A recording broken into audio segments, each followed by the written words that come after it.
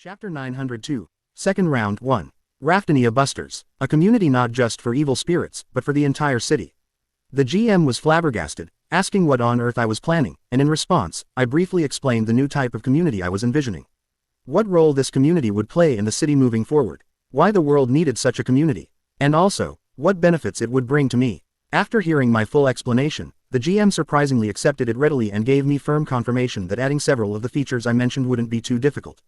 That's good then, I'll get you the list, so as I said earlier, send out invitations to all explorers of rank 5 or higher. Yes, understood. What the hell, let's give it a shot. Good attitude. With that, the conversation about the community ended there. I'd know the results when the assembly day comes next month. So I moved on to the next topic. You've probably heard that I'm in the process of conquering the new island on the 6th floor. Yes, what about it? You're participating this time. I'm not asking for your opinion, so just accept it. Understood. Phew. The preparations are almost complete. Time flows without stopping, and I, following that characteristic of time, prepared and prepared again until the very last moment. The elves, the beastmen, the magic tower, and myself, we finalized the roster for this raid party, which all 4 groups had poured their heart and soul into it, and after assessing the strategic resources that had been invested, we then devised strategies. Most of the strategies were based on the assumption of a battle with a rank 1 monster. Of course, it's uncertain how things will proceed when we go to that island again, but if combat against a rank 1 monster becomes possible, our range of options will broaden. Those who have all their cards prepared earn the right to head toward their desired ending. Well, whether these preparations were perfect will only be known after going there and facing it directly. You have entered the crystal cave on the 1st floor. As soon as the labyrinth opened, we entered through the portal and quickly ascended the floors. The members of Team 1 acting together right now weren't much different from before.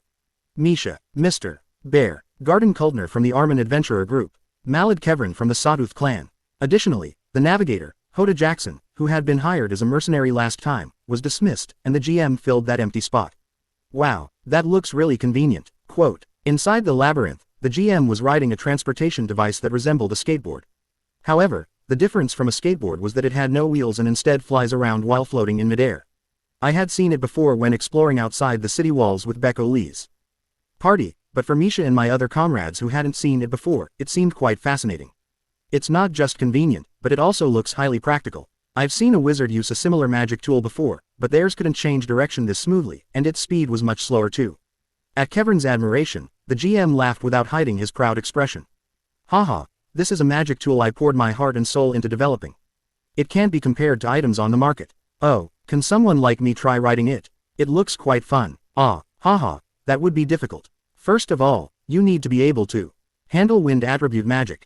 And honestly, the controls are also extremely difficult. It took me several years to become this proficient. As that's so, however, when we return to the city, I'll make something that Mr. Yurik Fried can ride too. Oh, is that really true? Yes, it's actually quite fun. You'll see once you try riding it. The GM quickly blended into the team while winning over Mr. Bear, who showed interest in the flying surfboard. It was quite a surprising scene. I thought his social skills would be completely ruined since he holes himself up in the magic tower every day. He's adapting faster than I expected, isn't he? Since the title of magic engineer is so famous, I don't doubt your abilities. However, I'd like to know exactly what you're capable of. Yes, that's a natural question. We are comrades from now on, after all. I'll also show you as much as I can whenever opportunities arise while we climb the floors, so would you do the same, Mr. Kevrin? Of course. Though, I am neither famous nor mysterious like Mr. Havelian. Haha, how can you say you're not famous when you're the former vice captain of the Sawtooth clan? Quote.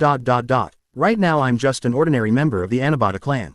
Kevrin was very interested in the GM's abilities, and in fact, true to his word, the GM showed off various abilities during the climb.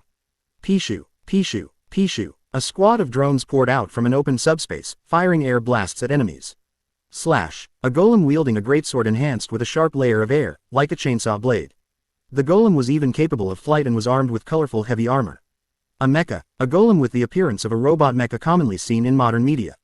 For a moment, I wondered if that was okay, but that golem is quite flashy, isn't it? It feels oddly familiar somehow. The sense of déjà vu is probably because of assembly golems. They were an extremely popular toy at one time, but production was discontinued when its creator was revealed to be an evil spirit.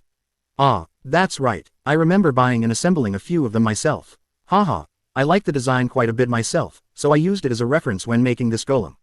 Right, since he has that as an alibi, he just made it like that. You have entered the rock desert on the 2nd floor. You have entered the pilgrim's path on the 3rd floor. While watching the GM's abilities here and there, we reached the 3rd floor before I knew it. However, this time we didn't stop by the sculpture temple to farm unnamed fragments.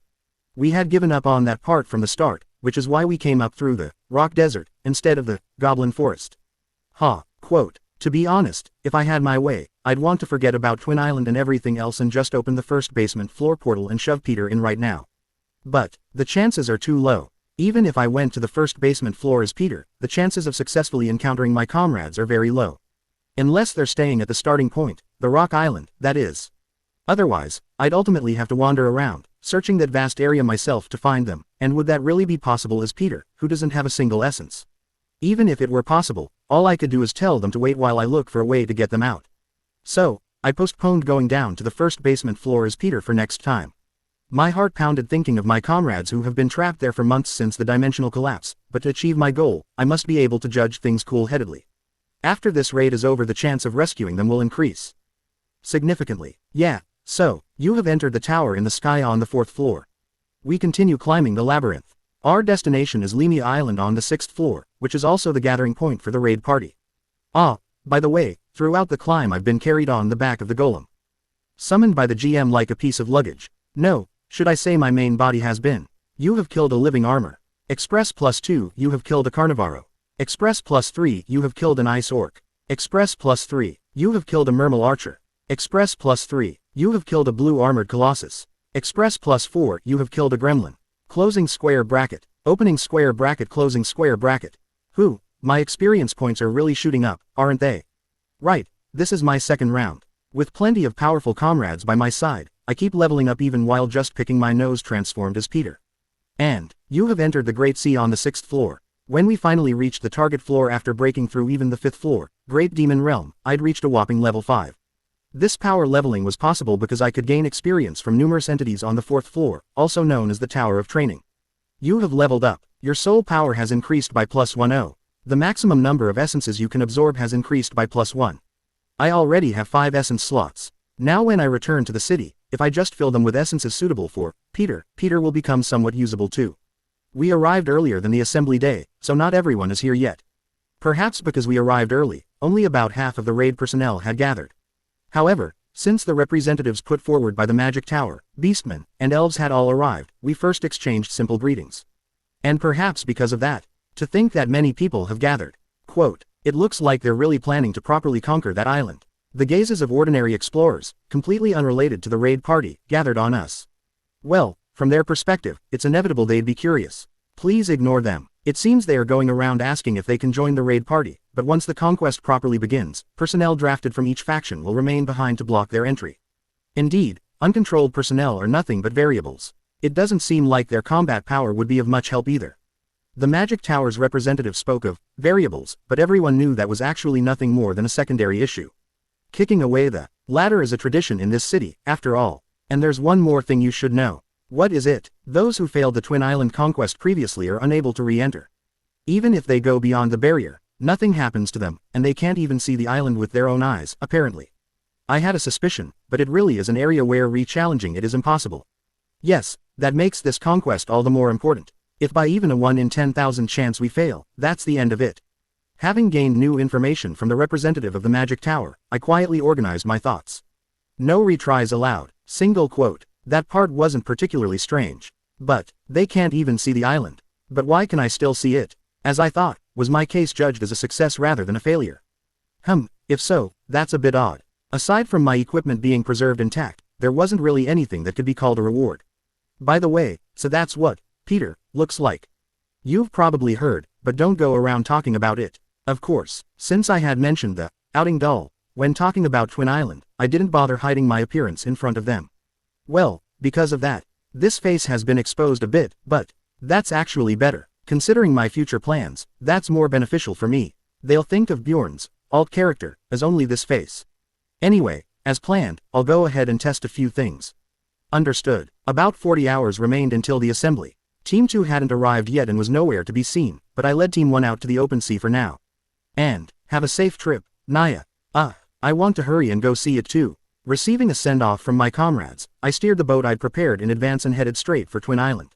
You have entered a special area. Field effect. Twin sea is applied. The moment I crossed the transparent barrier, the island visible before my eyes scattered like heat haze. Even looking back, the ship my comrades were on had disappeared without a trace. It was somewhat bewildering. I really did get in. Single quote. Looking around, it was exactly the same as the first round. Did re-entry only become possible because I succeeded in surviving? If that's the case, then the difficulty of Twin Island drops quite a bit. Because as long as you somehow survive, you don't lose your equipment and memories and you are given a chance to retry. Still, since I'm here anyway, let's look around as planned. Soon I steered the boat toward Faroon Island. Of course, there was no laborious rowing like in the previous round. After all, this is the second round, right? To save time, I also invested in a boat. Wrong. The two-person boat powered by magic stones cut through the water several times faster than rowing, and as a result, I quickly reached my destination. You have killed a Crondi.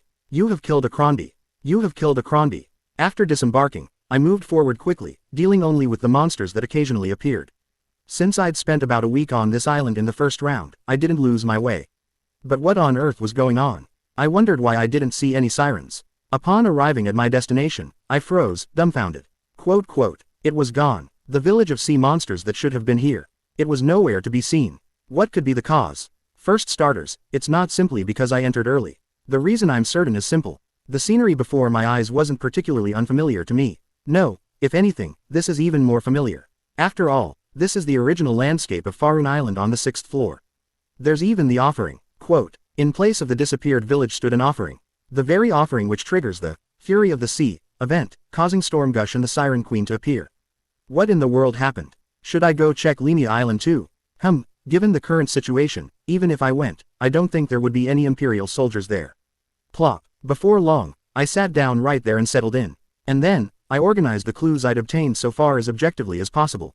Re-entry only being possible for me, the disappeared village, and even the offering. As I was thoroughly piecing together the clues from a gamer's perspective, a hypothesis suddenly came to mind.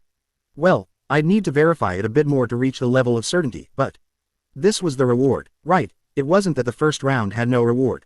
This very place where I'm standing itself was the reward. A private Great Sea accessible only to the few who conquered the Twin Island.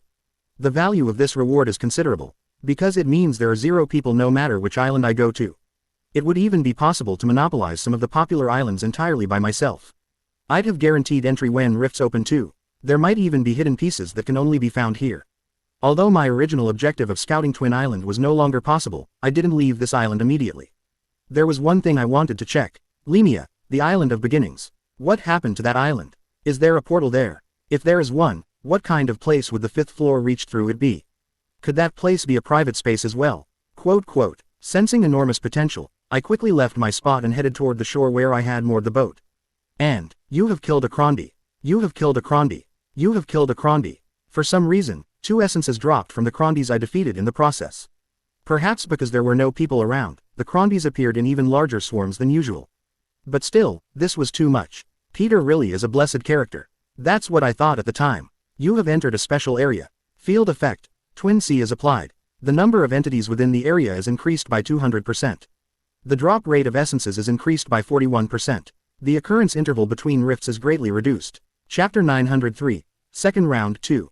To get straight to the results, a portal leading down to the 5th floor did exist on Lemia, the island of beginnings. But, thump, what lay beyond the portal I entered with anticipation was a bit different from what I expected. You have entered the Great Demon Realm on the 5th floor. When I emerged on the 5th floor, the area in front of the portal was completely empty, which made me wonder for a moment. But thinking it was only natural for the portal leading to the 6th floor to be deserted, I stepped through the portal once more. You have entered the Great Sea on the 6th floor. Well, what in the world is this? So I've returned to the original 6th floor. Lemia Island was packed with explorers. While I was inside as the advance team, quite a few people seemed to have arrived, as the number of people had increased rather significantly. Seeing that ships were gradually being launched from the shore, I could sense they were slowly preparing for the conquest. This means the portal to the 7th floor will be the same. It's a bit disappointing. If another channel could be maintained, we could have comfortably used it up to the 7th floor, 8th floor, and 9th floor. Still, I guess it's better than there being no portal at all. Single quote. It might sound a bit contradictory, but I did feel a sense of relief. And why wouldn't I? If the portal didn't exist at all, there would be no option to leave the Twin Sea. The moment you enter, the exploration would effectively be over. Moreover, the 6th floor is just a transit area for me. If I can't reach the 7th floor through the Twin Sea, from my perspective, the merit drops considerably. Essentially, unless I was targeting the 6th floor, I wouldn't be entering it much. Yo, Peter RRR. It was while I was heading to the shore to join my comrades who were waiting on our ship out at sea. Someone called out my alt character's name, and when I reflexively turned my head, a large framed woman was standing there.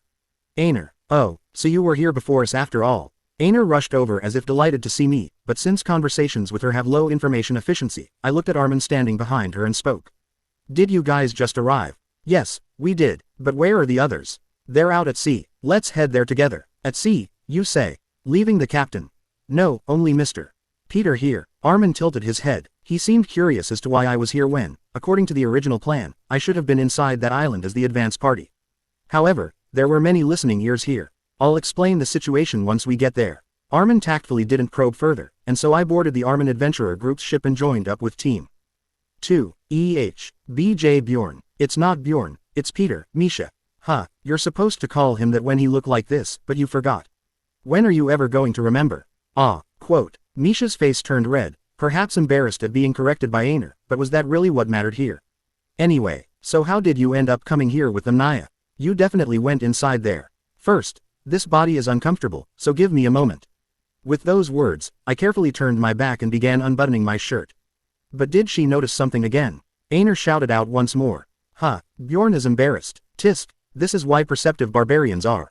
To be honest, it's incredibly embarrassing. It would be one thing if I were in my main character's body. But Peter had absolutely no solid muscles to protect himself. Just by peeling away a single layer of clothing, his pale, delicate flesh is completely exposed. It's not Bjorn, it's Peter, Naya. You idiot. Right, that was it. Enough. Someone come here and pull this ring. Oh, me, I'll do it. As I carefully lowered my unbuttoned shirt to show my back, Aner rushed over and quickly pulled the ring. Seriously, why is she so rough? Suddenly pulling it like that feels kind of. Your connection with the character has been disconnected. When I came to, I saw an unfamiliar ceiling. It was one of the cabins on the ship. It seems they laid me down here while I was away. Successful outing. Cooldown time is reduced by 50%. Since the disconnection wasn't caused by death, the cooldown reduction effect should have applied. Usage time multiplied by 4. It's currently day 20, and I've been using the outing dolls since day 1, so the applied cooldown is about 80 days. Reducing that by half, so I can't use it for the next 40 days. Well, it's a minor penalty. I won't have any need to use this doll from this point on anyway. All the cleanup was finished by putting the doll in front of me into my subspace. If Peter had died, all his belongings would have dropped on right there, but I disconnected by pulling the ring. This penalty makes it really tricky to equip him with good gear. When I went out to the deck shortly after, all my comrades were gathered there waiting, so I hurriedly summarized the key points of what had happened inside. I never expected there would be such a reward. Quote. Moreover, in the captain's view, it hasn't even been perfectly conquered. As expected, all the members buzzed with excitement and amazement after hearing my story. After all, this type of reward appearing in the labyrinth was practically unprecedented. To be able to monopolize another 6th floor if this fact becomes known, every clan will have fire in their eyes. Likely so, but in my opinion, I don't think that's the end of it. Pardon. Armin gave me a look asking me to elaborate, but I took a moment to organize my thoughts. Actually, this hypothesis hadn't been proven yet. It was just a sense of incongruity I felt for now. Of course, it could just be my own delusion, so I first shared my thoughts with everyone and asked for their opinions. You're saying there were more monsters than usual on Faerun Island? Yes. At first, I thought it was because there were no other explorers there besides me, but thinking back, it seemed like there were a lot even taking that into account. And you said 2 essences dropped in the process. The 2 essences that dropped were also one of the factors increasing my sense of incongruity. Even if the number of monsters had increased, I had avoided most battles in order to keep moving, so I didn't actually kill that many. And yet, 2 essences dropped in that process. Well, it could be a coincidence, but the fact remains that it's suspicious. After all, I was Peter at the time. You're talking about the negative effect of the outing doll.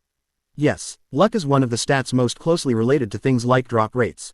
However, while in the outing doll state, your luck stat is reduced by -300. And yet, essences dropped like that. That certainly is a bit suspicious. Perhaps it's an area where the appearance rate of essences is adjusted. Like rifts, Naya. Yes, that's right, rifts are a prime example. Of course, it's still just an unproven hypothesis with no statistical evidence. But if this hypothesis is true, quote, it would mean the value of successfully conquering Twin Island would rise astronomically. Perhaps enough to slightly revise the promise we made before. As expected of Armin, he scratches exactly where it itches. Contact the representatives of each faction. Tell them we need to have a meeting. It looks like I'll have to recalculate. The gathering of each faction's representatives happened swiftly. After all, everyone was already nearby, and the assembly day was approaching anyway. Even if I hadn't sent out the call first, the meeting would likely have happened on its own. The fact that you've asked us to gather first like this, may I understand this to mean you've obtained useful information from inside. Once the representatives gathered on our ship took their seats, the first to speak was the representative from the Magic Tower. Wilbeth Dwalin, the chief wizard of the Langman School and a powerful figure who, as the effective second in command of the Magic Tower, handled its practical affairs. Back when I invaded the Magic Tower over the Barbarian Heart incident, this old man was the one who came out to talk and settle the situation. Is calling him an old man a bit much? I learned later that Dwalin is only in his 50s. Therefore, the fact that he looks 20 years older than his actual age is either due to genetics or acquired factors. However, I'm certain it's the latter. Just how much grunt work does the Magic Tower Lord dump on him on a daily basis for him to age like that, and to even send him all the way here inside the labyrinth? Viscount, are you listening to me? Sorry, I was thinking about something else. I looked at Dwalin with pitying eyes, but only for a moment. I shook off all such human emotions. This is a place where we represented our respective interests. Such personal feelings would only get in the way. So, your guess is correct. I've once again obtained new information, and that's why I've called you all here. New information, that's truly welcome news. Well, I doubt you'll feel it's only welcome once my whole story is finished. So what is this information? It's not information that will help with the conquest itself. After all, the place I entered wasn't Twin Island, but the Twin Sea, which was the reward from the previous conquest. Twin Sea. While watching Dwalin repeat the name of the place I had personally coined, I began my story in earnest. It wasn't a long story to begin with, but summarizing only the key points made it even shorter. Another 6th floor that only conquerors can enter. Increased number of monsters. Increased drop rate. The brows of each representative twitched upon hearing these modifiers that could be summarized in just 3 lines. They tried to maintain their poker faces, but even so, it must have been a story shocking enough to be hard to endure. Being present here meant they were skilled at these kinds of calculations. That is a truly tremendous reward. Quote, it doesn't seem like a reward obtained merely from surviving. Surely it must be a reward. That can only be obtained by rescuing that alpha. Haha, gathering everyone we could and bringing them was fortunate for us beastmen. That many more of us will gain the qualification. All 3 clearly recognized the value of the Twin Sea. Well, they seemed to be some lingering doubts about the increased number of monsters and drop rate, but when I firmly and decisively dismissed those doubts, they seemed to just accept it. This was the power of my reputation as an explorer. If my hypothesis is wrong, things might get a bit annoying later, but... Single quote. It doesn't matter. Not only did I judge the probability of my hypothesis being wrong to be extremely slim. How would they prove it in the first place? Things like monster counts and drop rates require enormous time and effort to properly quantify. Therefore, there's only one thing I need to do right now. Package the candy to look even sweeter. You've all obtained tremendous fortune. You all know this, right? That starting from rank 5 essences, test tubes truly begin turning a profit. The break-even point for test tubes is rank 5. With each rank increase from there, and depending on the rarity of that essence, the profit margin rises like crazy. And, above all, the 6th floor is a place where monsters of all ranks appear. Of course, for rank 1 monsters, there's only the Sea God. And rank 2s can only be found in certain hidden fields or specific islands, so practically speaking, the maximum is rank 3. But the big picture doesn't change. The groups that can enter the Twin Sea will gain enormous benefits. Whether they sell the essences or feed them to promising talents, the gap between them and the factions unable to participate in this raid will continue to widen. Of course, all 3 likely knew this without me saying it, but that didn't matter. When you can take credit, you should take as much as possible. Especially when you were in the middle of a negotiation. Therefore, I went on to explain the advantages the Twin Sea would bring beyond just test tubes, and finally, that remark came out. There seems to be another reason why you're suddenly laying all this out. Yes, there is. When we first made our calculations, we didn't know about the floor.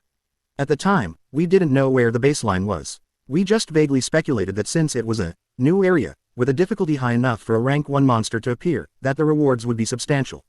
The Twin Sea is the minimum reward. If we successfully complete the conquest properly, we'll gain much more. The moment I finished speaking, the look in the eyes of all 3 of them changed. So you're saying we need to redo the calculations? The discussion regarding distribution was already settled previously. Reopening that now would be unreasonable. We are merely representatives, we don't have that level of authority. Right, there's no way these profit-hungry demons would let it slide that easily. The moment I try to touch distribution, they have a fit. Having anticipated this, I took a step back to give each of the representatives some breathing room. Don't worry, I won't be touching the distribution. Quote. I let them stew for a moment before continuing. Originally, I planned to use the reward exceeding expectations as leverage after the raid, or conversely, if it fell short, to make a proposal even if it meant conceding a bit on the distribution. But the situation has changed now. It's just a small request. In the future, when I attempt to conquer the first basement floor, I ask that you do not interfere. The three of them tilted their heads at my small request. Interfere? Why would we interfere? They didn't seem to grasp the true intent behind my proposal. Yet, is it because of legal issues? Since entry to the first basement floor is prohibited by kingdom law. I see, so you intend to amend that law first. If you're asking us to go against the will of the royal family, we absolutely cannot promise that. As if I would make such a request. I am simply asking you not to interfere with me as much as possible, provided the situation does not require you to oppose the will of the royal family.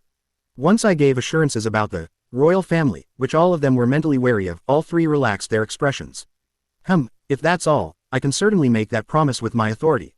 Well, this is information that the Lord Viscount personally obtained. Quote, after reaching an agreement, we began drafting a new treaty in earnest. Here, the three representatives put their heads together and added quite a few clauses. Geez, they sure added a lot. 1. The Magic Tower, the Beastmen, and the Elves shall not interfere when Viscount Yandel and his forces attempt to conquer the first basement floor. Dozens of lines of clauses were inscribed to regulate this single provision. Starting with how. Not interfering. In Clause 1 doesn't mean political, financial, or military assistance, to if the royal family does such and such. Clause 1 becomes invalid, etc., etc. I raised objections or made protests on several points, but I wasn't really serious about it. I simply judged that doing so would make them lower their guard. This seems sufficient. I agree. Thank you for your generous understanding, Lord Viscount. Since this matter involves the royal family, we have no choice but to be cautious. Quote, after the final review was complete, the seals containing the agreement of the three groups, the Magic Tower, the Elves and the Beastmen, were stamped on the treaty. The treaty was divided into 4 copies. I carefully picked up one and stored it in my subspace, then smiled quietly. Smirk. With this, the Magic Tower, the Beastmen, and the Elves are unable to interfere with my conquest of the first basement floor, as long as it was unrelated to the royal family. I've overcome one hurdle, now I just need to succeed in the conquest. Chapter 904, Second Round 3. First off, the forces allocated from each faction were as follows. From the Magic Tower, 9 high-ranking wizards and 1 arch-wizard. Additionally, 30 wizards of ranks 4 and 5. While a magic corps of 40 total members led by high-ranking wizards and an arch-wizard is certainly powerful, the real finishing touch was something else. The magic warship, equipped with Little Flash. Little Flash possesses power equivalent to rank 1 attack magic, and the Magic Tower has prepared a total of 10 rounds. They said it costs about 700 to 800 million stones per shot. Single quote. If you add up the maintenance costs for the magic warship and all the other miscellaneous expenses, the Magic Tower alone has invested what amounts to about 10 billion stones worth of resources into this raid. Meanwhile, the Elves aren't falling behind either. Actually, the Elves' investment was a bit of a surprise to me. Not only did they ultimately invest 2 of the only 3 evil-destroying arrows that exist within their entire tribe, but also a total of 114 people, including the purebloods. What's more, every single one of them is either a core combatant of the elven race or a promising talent who will be responsible for their future. They also said that if these forces combine their powers, they could even summon the Spirit King. The Beastmen also put in quite a bit of effort. You could say they scraped together everything they had, down to their very souls. In fact, in terms of numbers alone, the Beastmen have the most, a whopping 240 explorers of rank 5 or higher. However, since they don't have things like the evil-destroying arrows or Little Flash, the Beastmen covered the entire cost of strategic supplies needed for the raid. They even brought a whole bunch of priests. The Beastmen alone brought 30 priests. And those 30 weren't just ordinary priests either. The Three Gods Orchestra, which is especially effective on large-scale battlefields. They essentially borrowed the entire orchestra. They said they used up most of the contribution points accumulated by the entire Beastman race. Single quote. At this point, one might wonder if they are betting the fate of their race on this investment, but after hearing about the Twin Sea, the Beastman representative looked very pleased. Well, it makes sense, considering they have the largest number of personnel. If I'd known it would be like this, we also should have brought a bunch of barbarians. Single quote. If I followed my feelings, I'd want to stop the raid and wait for the next round. But considering the invested personnel and resources, that's impossible. Somehow we've ended up being the weakest group. Single quote. It might have been different if the original members of the Anabata clan weren't absent. As of now, we have the fewest people, with a total of 11. Well, Since I'm the leader and I'll be the one doing the carrying, we didn't particularly lose out on the distribution. In any case, the scale of this is insane. Single quote. As I checked over the raid party's strength again, I was struck again by how insane it was. This level of fighting power and resources. Practically speaking, it's enough to easily take down about 3 rank 1 monsters. Is it because they can only recover their investment if we succeed for sure? They all invested a crazy amount. As I was passing time with such thoughts, a high-ranking wizard from the magic tower who was aboard our ship approached me and spoke. We've received word that all ships are ready. Lord Viscount, please get ready. Right, it's time to depart. Thump. Alright, let's do this. You have entered a special area. Field effect. Twin C is applied. Re-entry is permanently restricted. Upon death, you will be revived after losing all possessions and memories. The Twisted Pilgrim closely watches your one-time story. Schwa. Dozens of ships cut through the current, advancing forward. However, it was hard to use expressions like it was a spectacular sight. After all, while I know in my head that dozens of ships are moving together, I can't actually see them. I'd heard about it, but this magic really is useful. It was magic originally developed for military use, after all. From a distance of 10 meters, you can only see an outline, and if you go further than that, you can't even see an outline anymore. Would it be possible to enchant our ship with this magic later on, like that magic warship? Normally it would be impossible, but you should try making an inquiry. Since you're a titled noble, Lord Viscount, permission might be granted. We had now entered Twin Island, with the ghost ship, magic cast on all ships. And for good reason, right? It's not just 1 or 2 small boats. If a large fleet like this suddenly appeared off the coast, it would inevitably be spotted by the Imperial Army. But, seeing that there's no reaction from Lemia Island, it seems haven't been detected. At least the first step was completed without issue. Haha, didn't I tell you not to worry? Ghost ship is one of the best magic spells developed by the magic tower for military use. But now I'm suddenly a bit curious. It's magic with no use except on the 6th floor, so why did they put so much effort into creating it? That may be the case now, but they say that during the era of the Immortal King, the royal family was heavily involved in the labyrinth. They constantly sent their legions into the labyrinth. So, what does that have to do with it? Haha, let me say in advance that this isn't a completely confirmed story. I understand, so hurry up and tell me. There's a story that during the era of the Immortal King, the royal family's special forces rode on ships enchanted with this magic to hunt on the 6th floor. Not monsters, but those who held ill intentions against the royal family. Quote, so it was created for hunting human beings. At first glance, it sounds like just another conspiracy theory, but considering the subject is the royal family, it somehow feels like it could very well be true. Anyway, we've already arrived. Having reached Faroon Island incomparably faster than in the previous round, we moored our ship at the shore and disembarked. And everyone says they're ready. As we waited for a brief moment without departing, a signal came from a wizard of the magic tower who was also acting as a communications officer. Well then, shall we go? Soon after arriving on the island, we quickly headed toward its center. There wasn't anything that could be called a battle during the process. At most, just swarms of crombies. Of course, as Peter, these were enemies I had to fight against while even drinking potions, but whoosh, they burned up and disappeared before they could even get within a certain distance of us. Without anyone else even needing to draw a weapon, the wizards cut them down, so to speak.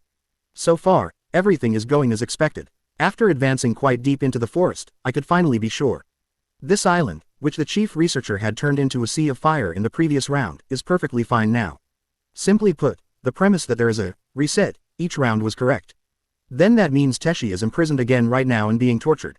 Single quote. It was when we were getting closer to the village. It's a siren. I'll bring it here. Mihail Lectus, a guide and scout from the Armin Adventurer Group, with the impressive background of being a former agent of the palace's investigation department, suddenly ran into the forest and returned short after, dragging a captured siren with him. It truly happened in the blink of an eye. Let go. The siren struggled on the ground with her limbs restrained. It felt somewhat strange. To be honest, this is only natural now, but during my time as Peter, our positions were the exact opposite. I was the one struggling like this, caught in a net. Damn Imperial bastards. How dare you break the treaty? This is why we should never have trusted Imperial scum. Is this the ancient language? I can't understand a word of it. Mikhail asked emotionlessly if I wanted him to dispose of her, but I shook my head. Considering our future plans, it was better to avoid killing as much as possible, and I had notified all raid leaders of this. So, whack, I just knocked her out to make it easier to carry around. Since this is my second round, I didn't particularly feel the need to have a conversation. The parts I'm curious about can't be explained by a small fry like this anyway. Let's keep moving. After quickly wrapping up the situation and moving again, we soon arrived at the outskirts of the village. However, Perhaps because I was more familiar with the terrain, I arrived a bit faster than the others and had to wait for a moment even after reaching our destination. Well, it wasn't for very long, though. All personnel report they've secured their positions. Then you all wait here. After receiving word from the communications officer, I immediately hoisted the unconscious siren onto my shoulder and headed toward the village entrance. Thud, thud, I walked confidently toward the main gate without any attempt to hide my identity. Naturally, the village's side spotted me too. Human. Opening square bracket quote dot. He's carrying a Rukuku on his back. It's an enemy. I could hear the sea monsters standing stop the wooden palisade making a commotion, and I stopped at an appropriate distance. And, thoom, I carelessly tossed the siren I'd been carrying on my shoulder, dropping her in front of the village entrance. What is the meaning of this? Reveal your identity. One of the sea monsters atop the palisade shouted something. I feel like I saw him a few times when I lived in this village, but I'm not sure who he is. It's not like I can tell their faces apart. Opening square bracket quote dot. Quote closing square bracket. Regardless of what the monsters up there were saying, I remained silent without giving any response. Arrows or abilities occasionally flew at me, but I ignored those two without dealing with them. After standing there for a good while, a being I could communicate with finally revealed themselves. Who are you? If you were sent by the Empire, you should properly reveal your identity and engage in dialogue. The Siren Queen, the individual in charge who runs this village on behalf of the one who controls storms. The Queen's eyes were filled with wariness and fear, unlike when she dealt with the LV2 Peter. I am. As soon as I opened my mouth, the Queen's ears perked up. Her demeanor was one of intense focus on my not-so-loud voice. Bjorn, son of Yandel. Opening square bracket quote dot. That doesn't follow imperial naming conventions. The Queen's eyes showed a hint of interest as soon as I revealed my identity. Yes, I have nothing to do with the Empire. Then how did you come to this island? I deliberated a lot during the planning stage. Among the options was a story like my first round, where I'd be tortured and gain recognition. After all, since I had done it once before, it was a route guaranteed to win their favor. Plus, it's peaceful too. But I decided to scrap that method. More than anything, the first reason was that it would waste time, and the second reason is right here before my eyes. Look at that Queen's attitude right now. Is it anything like when she dealt with Peter? Peter gained these sea monsters' favor, but even so, the Queen still hid things from me. Well, I don't intend to blame her for that. Because in this world, there are truths that are never permitted to the weak. Yeah, so, if you don't state your business soon. I firmly cut off the wary Queen's words. From now on, actually, my business on this island hasn't changed much from then to now. Information gathering, that is why I came to this island. It's just that, being my second round, the method has changed quite a bit. Isn't the standard for a second round to breeze through things? Just like this, I, Bjorn, son of Yandel, will be occupying this island. The moment my words ended, the monsters standing on the palisade, including the Queen, all simultaneously readied their weapons. From my perspective, it was a completely futile action. It would be best to lower your weapons. You cannot handle all of us by yourself. Actually, even by myself, laying this village to waste would be nothing, but these guys don't know what kind of person I am. So, I should show them a little consideration. After all, if you show a nuclear bomb to a caveman, he'll just wonder what it is. A more intuitive method is needed. So you're the one who should. Snap. The moment I snapped my fingers, cutting off the Queen's words. Unconscious sea monsters were thrown from the forest. 1, 2, 3, 4, 5, 6, 7, 8. Wow, they sure caught a lot. The patrol's units. What is this? Anyway, does she still not grasp the situation? The raid members who had been hiding in the forest all stepped forward simultaneously, revealing themselves. The reason we didn't move together from the start and departed from different locations was precisely for this moment. So that not a single one could escape. To achieve a perfect encirclement. Closing square bracket. Upon seeing the hundreds of people surrounding the entire village, the Queen's face went pale. An expression that suggested she had completely lost the will to fight. Well, being caught in an encirclement designed for annihilation is bound to elicit that kind of reaction. Lower your weapons. I spoke with a slightly different nuance than before. But what's this? This time, their reaction was a bit different. Opening square bracket quote dot. Quote closing square bracket. As the Queen nodded with a devastated expression, the monsters, who were at a loss for what to do, lowered their weapons one by one. They didn't even pretend to listen when I asked nicely. Why does everyone only listen when I say things in a mean way? As a peace-loving barbarian, I couldn't help but feel a sense of devastation. But you know, if that is the absolute, immutable truth of this cruel world, then I too must follow it. Crrrraaaash. Smashing through the wooden palisade gate, which was the definition of shoddy construction, I stepped into the village and said to the stunned villagers.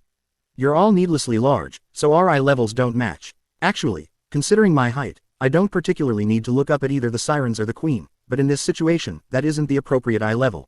Neil, in this world of survival of the fittest, looking someone in the eyes is an act reserved for equals. Then I'll grant you a conversation. Talking nicely as Peter that one time was enough. Chapter 905, Second Round 4. It's truly a curious thing. My queen, we must fight to the end. Did you not see our palisade be destroyed? Of course, not all of them may be monsters like that one, but look at the patrol members who were already captured. Not a single one was able to send word to the village. And among all those people, not one appears injured. But, enough, I will agree to speak with them for now. If they're not Imperials, we might be able to reason with them. In fact, none of the captured patrol members have been killed, have they?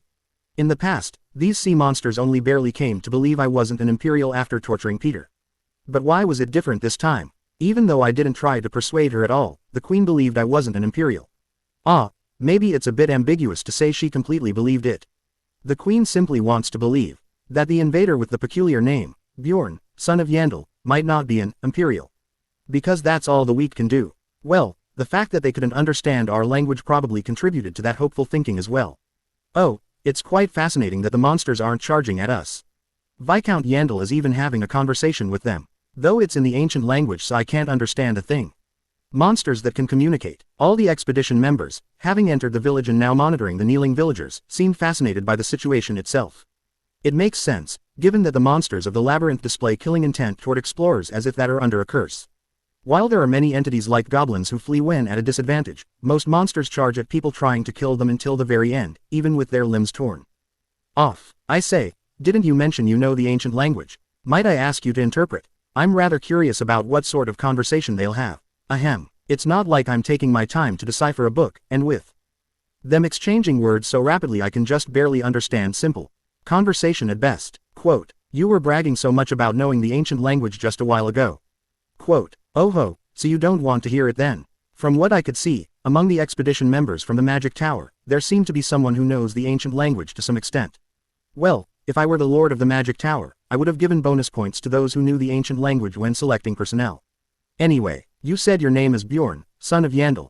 I am the one in charge of this village. Self-introductions are unnecessary. From now on, I ask and you answer. If you just do that well, we will leave the village as is. Do you understand? Opening square bracket quote dot. Quote closing square bracket. If you understand, say you understand. Opening square bracket quote dot. I understand. The Queen answered reluctantly, and the subsequent conversation proceeded very quickly and efficiently. After all, there was no need for a war of nerves to gain the upper hand, nor was there any reason for us to concede anything to obtain information from them. You made a treaty with the Imperial Army. What exactly is that treaty about? Didn't you say you weren't an Imperial? I thought I said only I asked the questions. The Queen chewed her lip, looking miserable. But thinking about it the other way around, could it be because it's a question an Imperial would absolutely never ask? The Queen obediently answered my first question. The treaty is about a ceasefire. Because we must not shed meaningless blood. For me, who knew the whole truth, I couldn't help but see it as a very psychopathic statement. What? Must not shed meaningless blood? If Teshi, who at this very moment must be trapped in that laboratory with stakes driven into him, heard this, he'd clutch the back of his neck and collapse. Beyond that, she's still trying to hide her cards. Slightly annoyed by that attitude, I spoke without hiding my displeasure at all. The treaty isn't just about that, is it? You conveniently left out the part about the hostage. Don't make excuses. This is the first time. I sincerely hope there won't be a second. Unless you want to see plenty of that meaningless blood you mentioned. This is the reason why things like interrogation techniques were created. The quality of the answers only improves when you throw out a few questions you already know the answer to, showing that you can see right through them. Just like this. You made a treaty with the Imperial Army. What exactly is that treaty about? Opening square bracket quote dot. We handed over the idol's bloodline that the Empire desired as a hostage, and in return, we obtained peace for this island. However, because we cannot trust how long the Empire will honor the treaty, the idol of this island went to seek the ruler of the polar region. To ask for help, a far more specific and detailed answer than before. Peter probably couldn't have gotten an answer like this no matter what he did. The ruler of the polar region must be referring to the sea god, Leviathan. This changes the order of causation. The sea god didn't appear because the Empire broke the treaty and burned Faerun Island. The residents of Faerun Island had been planning to summon the sea god behind the scenes from the start. So simply put, on day 51, the sea god will appear. I can summarize it like that. Okay, I obtained important information right from the start. Of course, I don't have even the slightest intention of being satisfied with just this. Tell me about the blessing and the imprint. The blessing is a ritual similar to baptism in human religions. Because it is a sacred ritual where one offers their own blood, those who form this bond consider each other like parent and child. And the imprint, this too is certainly a sacred ritual, but it holds far less significance compared to the blessing. Since it doesn't involve physical changes, it is occasionally used when making deals with humans, as well. Many pilgrims also remain at the imprinting stage. In martial arts terms, the blessing would be like becoming a formal disciple, while the imprint is more like being a lay disciple. If someone receives your imprint, exactly what abilities can they use? First, their body is greatly strengthened, and when they sing, the power of the sea is imbued within it, allowing them to weaken enemies. This seems to be referring to Song of the Sea. Now I see, the imprint gives one skill. Can one receive multiple imprints? No, you can only receive an imprint once. This was a concept that didn't exist when I played the game, so I'm quite curious, but the lack of information makes me more cautious. Do I really need to be cautious? Can you give the imprint to one of us? Opening square bracket quote dot. Do I have a choice? I misspoke. Give the imprint to one of us. At my coercive command, the queen answered with bitter eyes. If it is just one person. Honestly, I was a bit dumbfounded. Seriously, back with Peter, she said she'd only give it as a reward if I killed Teshi. I obtained the quest reward from the first round with just a few threatening words. This somehow made feel me like I was hit with a reality check. But I still have to do what needs to be done. As soon as I received her confirmation, I stopped the conversation with the queen and returned to the group. Finding a volunteer took much longer than expected. The magic tower passed, saying they were curious but it might be dangerous for a wizard to receive it. The elves also passed, saying a one-time only imprint felt unsettling. If it's Song of the Sea, it's a fairly useful ability our side will take. This one. In the end, one volunteer came forward from the Beastman. Level 6, with all 6 of her essence slots completely filled, making her perfect for testing. She even seemed quite willing herself. Human child, from now on you will inherit a fragment of the Earth Mother, so never take this lightly, and always, for her grace. What are they saying? To think I would have to imprint to someone who cannot even understand my words, let alone know the Earth Mother's grace. Just get on with it. Before long, the queen approached the volunteer and placed her index finger on their forehead. The female volunteer freaked out, thinking something like a tattoo might be left on her forehead, but upon hearing that no such mark would remain, she quietly accepted it. Why on earth? Quote closing square bracket. Suddenly, in the middle of the procedure, the queen became flustered. What are they saying right now? Nothing's wrong, right? Right, I don't know, she looks flustered though. Quote, what's the matter? If there's a problem, speak. It's just, the imprint won't take. It is as if there is no room left in her soul to engrave the imprint. Has this person already received an imprint? I answered no to the queen's question, but inwardly, I had a hunch.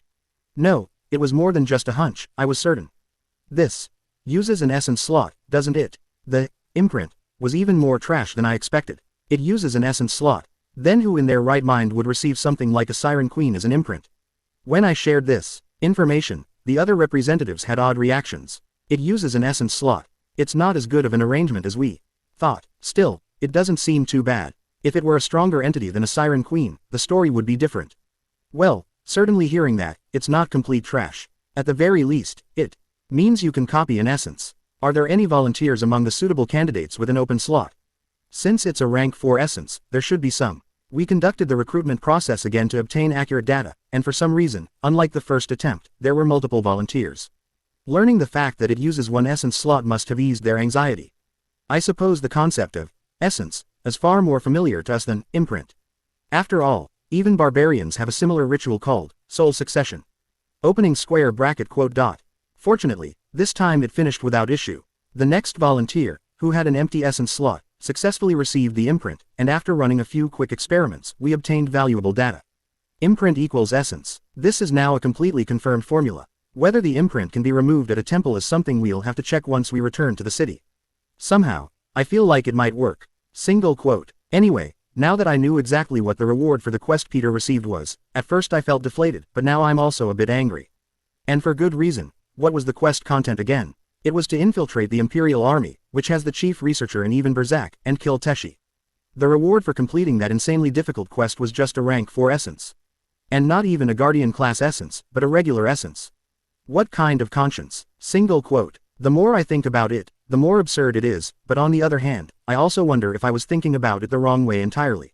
After all, I'm a Dungeon and Stone player. A rank 1 difficulty quest with a rank 4 reward. Dungeon and Stone is definitely a brutal game, I won't deny that, but that doesn't mean it pursues such unreasonable exchange rates. Therefore, it's more correct to think of it this way. Threatening them with a blade is the standard route. Well, it makes sense, destroying this single village is at most around rank 4 difficulty, isn't it? A rank 4 quest with a rank 4 reward. As expected, thinking this way puts my mind at ease. Well, it's not really something I need to worry about that much, though. Anyway, returning to the original topic. Bring Lemia, Tetrasia's younger twin sibling. Inwardly, this was the agenda item I considered most important in regards to visiting this island. In fact, despite having lived on this island for about a week, I had never even heard a mention of Lemia. How do you know about that child? Watching the queen panic as if a vital point had been struck, I grinned. How do I know? Because I heard it from Teshi in my first round. Though, due to the implicit unwritten rule of regressors, I can't honestly reveal that. Opening square bracket quote dot. Warrior chief. Perhaps having lost her will to fight upon realizing I knew their exact name, the queen had a subordinate bring Teshi's younger sibling. And, hello, quote closing square bracket. The moment I saw Lemia looking up at me with a frightened expression, I froze in place. Setting aside the fact that they were a younger sister, a human, why on earth isn't she a storm gush? As I muttered blankly, the queen tilted her head as if she had heard something strange. Didn't you already know? She is still a pilgrim. Quote closing square bracket. That's right, pilgrim refers to a human who follows the Earth Mother. Not a monster a human was mutated into by receiving a blessing. Chapter 906, Second Round 5. I know more about the Earth Mother faith than most people. After all, I've been through a lot in the labyrinth. It's also a topic I'm interested in. But, this is the first time I've heard about the concept of a blessing. Feeling a sudden ringing in my head, I took a moment to steady my breathing before speaking. I looked at the queen, not Lemia. Opening square bracket quote dot. Were you all once pilgrims as well? No, that is not the case. Bestowing the Earth Mother's blessing is a sacred ritual that happens but once in a lifetime, if at all. That's why those who receive the blessing are extremely rare. Excluding this child, all members of this village are purebloods like myself. Right, so not all monsters were originally human. That makes sense, actually. After all, monsters existed even when I experienced the Empire while roleplaying as a mercenary in the rift on the first basement floor. The Earth Mother faith was a religion for monsters to begin with. Pilgrims were what they called those who betrayed humanity and sided with the monsters. Pilgrims and purebloods, and the blessed. To summarize, they were divided into 3 types, and for starters, Tetrasia was one of the blessed who had transformed into a monster even down to his appearance. But, the system definitely used the term pilgrim, though. When I played Dungeon and Stone, the Lord of Tears, Tetrasia also had the title, Twisted Pilgrim. I clearly remember that whenever Phase 3 started, the message, the Twisted Pilgrim rejects fate, would always appear. So, what exactly is going on here? Could it be that this one later evolves into a floor lord under her big brother's name? When my gaze turned toward her, Lemia shrank back her shoulders and averted her eyes. For now, my first impression of her was that of an ordinary girl in her early teens with nothing particularly special about her. Ow, my head suddenly starting to hurt. Single quote. It felt like I suddenly had a lot more to think about, but I decided not to overcomplicate things. Come to think of it, wasn't the Lord of Chaos was the same? The messages that appear just before its defeat proves it. The ancient pilgrim rejects the corrupted power. The ancient pilgrim is being extinguished. Even that creature, which looked more like a vicious monster than anyone else, belonged to the pilgrim category.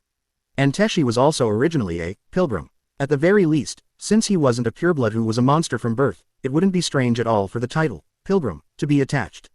Well, that doesn't mean this one here's not important though. According to my gamer intuition, it's highly likely that Lemia is the key to conquering this twin island.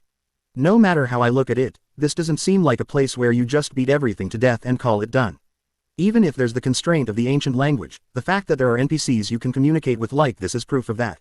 Yeah, so, nice to meet you, Lemia. I understand well how we must look in your eyes, but let me introduce ourselves for now. We're people who gathered to rescue your big brother who was taken by those imperial bastards. I revealed the truth, partly to build some favorability in advance. But perhaps that was hard to believe. Opening square bracket quote dot. Is that really true? Only the queen asked back with wide eyes at my words. Lemia herself said nothing. Well, maybe because her big brother was mentioned, she did seem a bit curious though. Are you really going to rescue that child? Geez, why does she keep interrupting? I shot the queen a glaring look, causing her to flinch and stop talking, and I then approached Lemia and knelt on one knee to meet her at eye level. I'm going to ask you a few things from now on in order to rescue your big brother, and I'd appreciate it if you'd answer honestly. Opening square bracket quote dot. Quote closing square bracket. Will you answer? Yes. Quote closing square bracket. Lemia reluctantly nodded her head at my repeated question. Tisk, if it had been Peter, she wouldn't have been this scared. When did you and your brother come to this island? Opening square bracket quote dot. 1 year ago. How did you end up coming to this island? An island with nothing but monsters. I deliberately used the wording, monsters, instead of purebloods, because I wanted to test something. For some reason, it felt like she was afraid not just of me, but also of that queen. Originally, this island was often visited by pilgrims. I didn't ask you, monster. Opening square bracket quote dot. Quote closing square bracket. Now, Lemia, so will you tell me now, how did you and your brother end up coming to this island? At my question, Lemia remained silent. It wasn't that she didn't want to answer, it was obvious she was watching for the queen's reaction beside her. So she is afraid of her. Now that my suspicion had turned into certainty, there was no reason to hesitate any longer. After all, children usually need to see things with their own eyes for them to understand. As you can see, the child is a bit introverted. Aner, every time the Siren Queen opens her mouth, pick someone and kill them. Opening square bracket quote dot. What did you say? Ah, that, I guess you can't understand what I'm saying. I said to kill one of them every time you open your mouth. Shunk. Ah, I didn't expect her to kill one right away. What a shame. As a monster pierced by the spear disappeared into light, the residents screamed and shouted unintelligibly. However, the queen remained quiet even in the midst of that. Opening square bracket quote dot. Quote closing square bracket. It seemed like she was desperately holding back her words, fearing another spear would fly if she opened her mouth again. She should have done that from the start. Now that it's quiet, I'll ask again. How did you and your big brother end up on this island? A question I'd repeated for a third time already. Lemia, trembling, finally opened her mouth. Well, it wasn't an answer to the question though. Opening square bracket quote dot. Did you really come to rescue Teddy?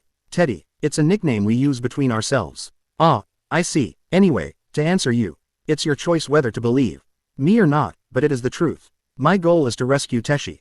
Teshi, it's a nickname I call your brother by. Ah, quote closing square bracket. Did she like this barbarian style back and forth? Or was it simply because it seemed like I knew her brother? I'm not sure, but one thing is certain. Lemia's wariness toward me has noticeably decreased. Enough for her to bring up something I hadn't even asked about.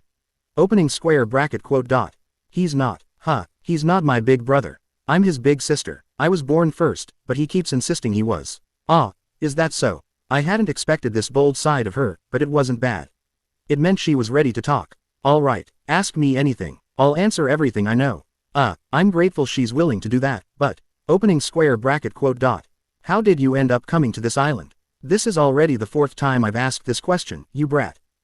Was it because the queen's interference was gone? The conversation with Lemia flowed smoothly, and thanks to that, I was also able to hear Teshi's story. Unlike Teshi, who tried to avoid talking about the important parts, Lemia held nothing back. As coming to this island and Teddy becoming such a horrific monster. None of it happened because we wanted it. The ship we were on was wrecked, and we ended up on this island by chance, and the village took us in. There was just one condition. To follow the Earth Mother faith. It wasn't a difficult thing to do. No, in fact, it was actually good. Just for the reason of worshipping the same God, we never had to starve or get beaten. Quote closing square bracket. We were living well like that when suddenly Teddy told me with a serious face that he had decided to receive the idol's blessing. No matter how much I tried to persuade him, asking if he was crazy, asking what he was talking about, it was no use. It was strange. Until then, Teddy had been skeptical about the blessing just like me. And honestly, the idol didn't favor Teddy or me enough to bestow a blessing either. In the first place, we'd only even met him a few times. Quote closing square bracket. Teddy said he had caught the idol's eye, that he didn't want to miss this opportunity. There was nothing more I could do. But, I'm certain, that wasn't Teddy's will. Those monsters seem to think I don't know anything just because I'm young, but I don't think it's a coincidence that Teddy was dragged away by the Imperial Army less than a few days after receiving the blessing. Teddy was simply sacrificed for the peace of this island. After listening to her entire story without interrupting, I couldn't hold back a sigh. This was a truly wicked village, wasn't it? Swish. As I turned my gaze, the queen flinched when our eyes met. It was a classic case of a guilty conscience betraying itself. After signaling Aner that I would talk, I asked the queen. Did the Empire really demand Tetrasea in exchange for the treaty? Though I had told her it was okay to speak now, the queen remained silent, and that silence served as her answer. What the Empire demanded was Stormgush. In other words, the idol of this village, and that idle bastard didn't want to be dragged away himself, so he created a substitute using the blessing. Opening square bracket quote dot.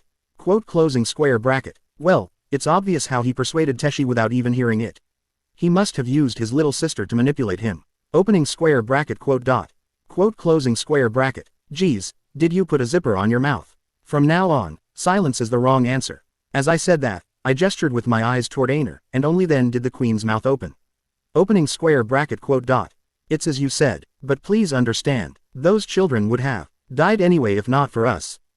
Lies every time you open your mouth. It was you guys in the first place. The ones who destroyed the ship. This wasn't me probing, I was certain. After all, the slave ship they were on must have been heading to the island occupied by the Imperial Army.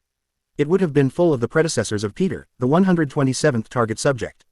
There is a misunderstanding. We only attacked to cut off the Imperial Foss's supply line, and accepting the two children into the village after hearing their pitiful circumstances was entirely out of good intentions. That part seems to be the truth. Therefore, the next question. Do you believe that idle bastard can bring the ruler of the polar region or whatever here? Opening square bracket quote dot. Quote closing square bracket. Right, you don't believe it either. That's why in my first round, you gave a quest to grant peace to the suffering Teshi. Though it was essentially a quest for self-satisfaction. Should I say she at least has a conscience? For now, just from what I've heard, it does seem like this happened because the storm gush is trash. The situation was gradually becoming clear. The primary culprit is the Empire, and next is the storm gush, called the idol. If I rank them based on emotion, the order might change, but rationally, that's how it stands. So, first, I'll smash the Empire, and if it still feels lacking, I'll fuck up the storm gush too. My course of action going forward has been decided. Afterward, I spoke more with Lemia and the Queen, but aside from satisfying a bit of personal curiosity, there was no significant gain. The results of the looting, carried out on the entire village by mobilizing every member of the raid party, was much the same. You could say my expectations were completely off the mark. We're not finding anything worthwhile. It wasn't as if we did a half-assed job with the looting either. We went beyond thoroughly searching through the warehouse and every building. We smashed everything to pieces, until nothing remained of the village but traces of where it once stood, and still, nothing turned up. Why on earth did you destroy the village? Quote closing square bracket. The Queen looked devastated at the sight of the village that had been reduced to ruins in an instant, but it couldn't be helped. After all, isn't it an explorer's virtue to smash everything in sight when entering a new field? LV2 Peter only held back because he lacked the power to do so. What a shame, to think there isn't a single arrangement of Gabrielius in a place like this. Quote, considering the strongest monster is only rank 4, perhaps it's to be expected. Haha, surely the main course is Lemia Island. Most of the explorers had no interest in the loot gathered in the center of the village, but I was a bit different. As I casually looked around to see what was there, I flinched when I saw one item. What's that, Bjorn? A military uniform. Oh, is it good? No, right now, not really. Elfire's military uniform, which played an active role in my first round. However, since I no longer needed to rely on this cursed item, I asked a wizard to burn it the moment I found it. And, let's go together, Lemia. To where your big brother is. Opening square bracket quote dot. I told you I'm the big sister. Anyway, taking only Lemia with us, we left Faerun Island behind and once again led the invisible fleet toward the Island of Beginnings. Of course, I didn't know what the true clear conditions for this area were, nor what role Lemia would play here. But so what, I'll figure it out as I smash things. There's no need to strain my brain anymore. With this current raid party's specs, even if we just bash our head against theirs, the opposing side's head will break first. Chapter 907. Second Round 6. The total personnel of the Twin Island raid party numbered 436 people. Honestly, at this point, it would be fair to call it an army rather than a raid party. And they're even elites carefully selected from each race, at that. This raid mobilized not only veteran explorers who had retired and returned to active duty, but also a large number of rookies who had been lucky enough to avoid the dimensional collapse event. In effect, the beastmen and elves have staked the fate of their entire races on this. Though, if it weren't for the aspect about only losing memories when you die, such a grand raid party would never have been assembled. Anyway, as a result of various circumstances falling into place, this extravagant raid party was assembled, and thanks of that, it became possible to execute a plan that would have originally been nothing more than a pipe dream. Just like this. As soon as the wizards of the magic tower had spent hours painstakingly preparing was completed, the party members each began letting out screams. It was understandable, because right now, we were moving forward by riding on a tsunami tens of meters high, as if surfing on it. This is actually working. Quote, pardon, wasn't this plan devised by you, Captain? I smiled awkwardly at Armin's words. Well, it was true that this idea came from my head. But honestly, it was an idea I'd tossed out as a joke. I just suddenly remembered how the sea god caused a tsunami in my first round, so I asked, can't we do something like that? I wasn't being serious, but for some reason, the wizards of the magic tower all cried out. Eureka without exception. Oh, That's quite a good method. We need to get to the center of the island quickly to secure Tetrasia's safety, and if we use this method, all the concerns we had will be resolved. It even eliminates the need to move and reinstall, little flash. We can just ride along with it mounted on the ship. And the result was right now. Ooh, ha ha ha, the giant wave is guiding us. A fleet of dozens of ships riding the tsunami advanced toward Lemia Island, which was occupied by the Imperial Army. The island that had looked so tiny from our initial starting point had, before we knew it, become noticeably closer. Now, we could even see with the naked eye soldiers running along the shoreline, where the tide had begun to recede and the water had drained away. It looked like they were fleeing because of the approaching tsunami, but at this point, it's already too late. Before long, the tsunami struck the island, but didn't stop at the shore and instead surged inland with unstoppable momentum. And everyone hold on tight and brace for impact. I said that as the research base, our destination, came into view, but it turned out to be needless worry. The tsunami, which had been gradually losing speed and height, smoothly dissipated the moment it reached the research base located on high ground. Honestly, even watching it, it didn't feel real. They said they calculated the exact values using survey data of Lemia Island, but to think it would apply this perfectly in actual combat. Bong! At the sound of an explosion from somewhere, I snapped back to my senses. This wasn't the time to be zoning out. In a way, we had skipped all the preliminary stages and barged straight into the boss room. Captain, you need to go. I leave things here to you. Leaving Armin behind to take over command, I jumped straight off the ship I was riding. Splash! The water was only shoulder deep while in my jauntization state, and even that was rapidly receding due to the characteristics of high ground. By the time I come back out, this entire area will probably have turned into a battlefield. Well, not that it's peaceful right now, either. Enemy attack. All troops, assume interception formation. Despite being subjected to the absurd plan of launching a surprise attack by riding on a tsunami, the Imperial troops reorganized their formation and re-established their command structure with surprising speed. Unlike other monsters, they're tricky, I guess because they have high intelligence. However, since high-risk entities like Berzak or the chief researcher hadn't been spotted yet, I set aside my worries about my comrades and focused on my mission. From now on, time is gold. Splash, splash. Before the advantage of our surprise attack disappeared any further, I moved swiftly and soon entered the research building where Teshi was.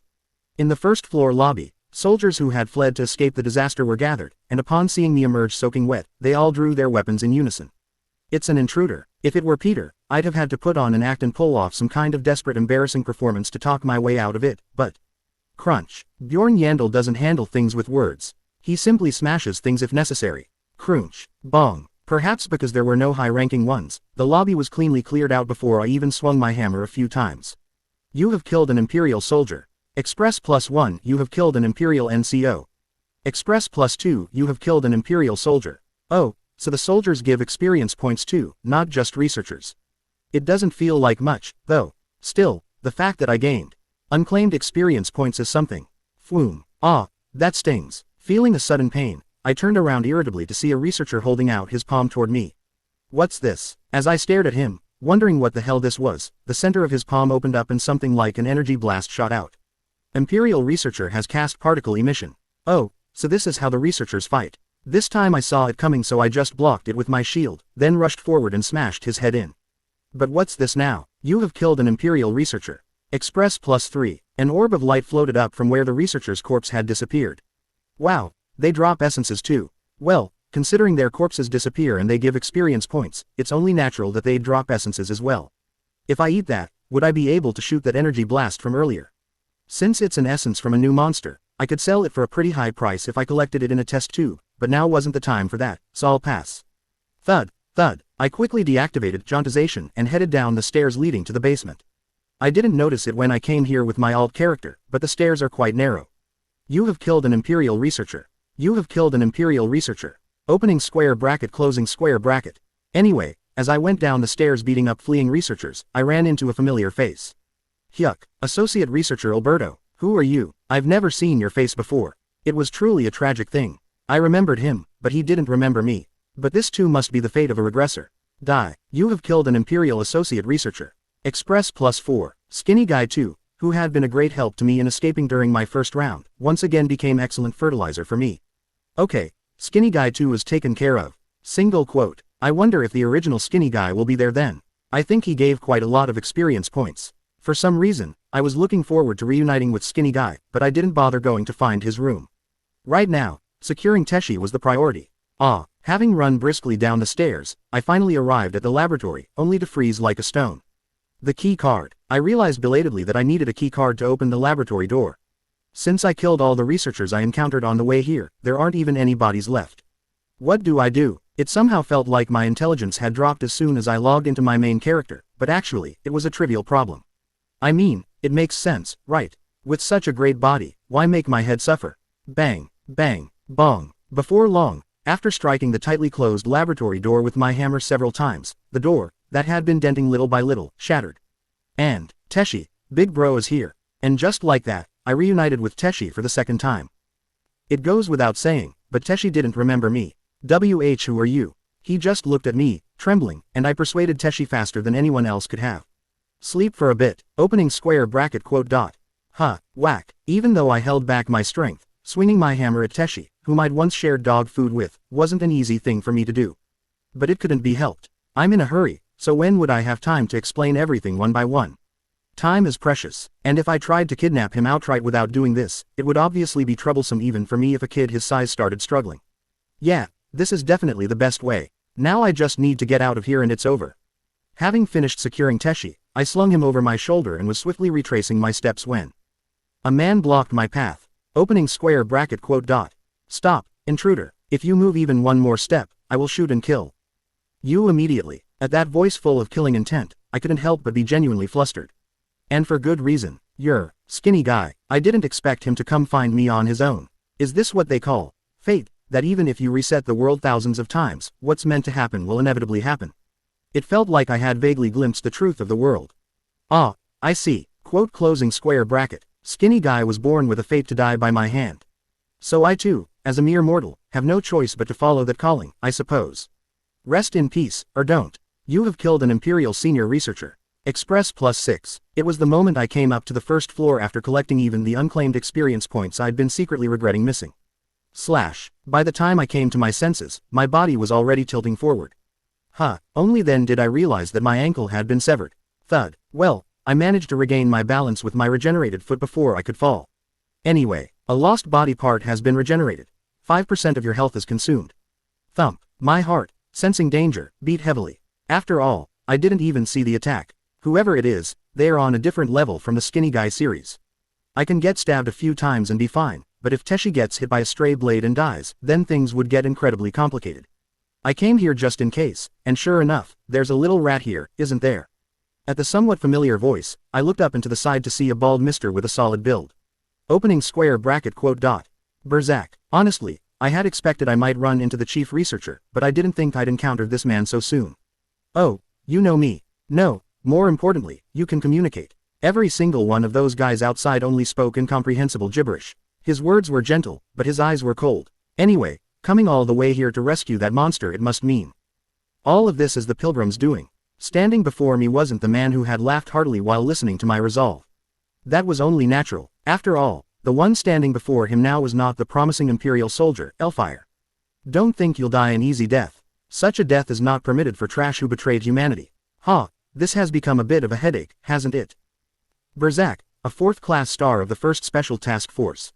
According to our Anabata clan's exclusive labyrinth historian, the estimated combat power of a 4th-class star is equivalent to a rank 2 monster. So to put it simply, this is going to be tough. Even in a one-on-one fight, it would inevitably turn into a prolonged battle, but the biggest problem was Teshi on my shoulder. Simply fighting with him on my shoulder is a huge handicap in itself, but that's not my main concern. It would have been better to encounter the chief researcher instead. The chief researcher is, first and foremost, a researcher. Therefore, there's a high chance he wouldn't harm Teshi, a valuable test subject. But this man won't care about that. As a soldier, not a researcher, he would mercilessly cut down even Teshi if necessary. What do I do? As my deliberation dragged on, my tongue inevitably grew longer in proportion. Indeed, 4th-class star Berzak, you were exactly as the records described. Truly, a conviction worth emulating. Yes, for the idiotic mongrel trash who betrayed humanity, deceived by the wicked tongue of that filthy witch, such a comfortable death cannot be permitted. Opening square bracket quote dot question mark quote closing square bracket. Revealing my identity here wasn't part of the plan, but since it's come to this, let me introduce myself. I am Elfire, of the Imperial Intelligence Agency. For now, let's try to buy some time until I can think of a decent plan. Chapter 908. Happy Ending 1. The Imperial Intelligence Agency. Truth be told, I don't know much about this organization. It's just that during my first round, when I was active as Elfire, it was the sort of organization mentioned whenever soldiers were bad-mouthing their superiors behind their backs, in a, keep that up and the Imperial Intelligence Agency will come for you, you know, sort of way. I wasn't even certain if this organization actually existed. Well, until now, the Imperial Intelligence Agency, the Special Tasks Division has received no word of this. Seeing him narrow his eyes in suspicion like that proves the organization at least actually exists, which makes the next part a bit easier. It's only natural that you, 4th Class Star Berzak, were not informed. The security clearance level for field agents starts at 2nd Class Star. It's only natural you wouldn't know, given your rank. Then present your Imperial badge. Do you think I would carry something like that around on a field mission? As I confidently spouted such nonsense, Berzak's expression hardened. Not because he was angry or anything like that, but simply because he couldn't discern whether my words were true or false. Opening square bracket quote dot. Quote closing square bracket. In the silence, his sharp gaze was directed at me. Berzak simply stared at me for a long time, as if trying to see through my very being. For me, this was a good thing no matter what. Because even in this very moment, time was ticking.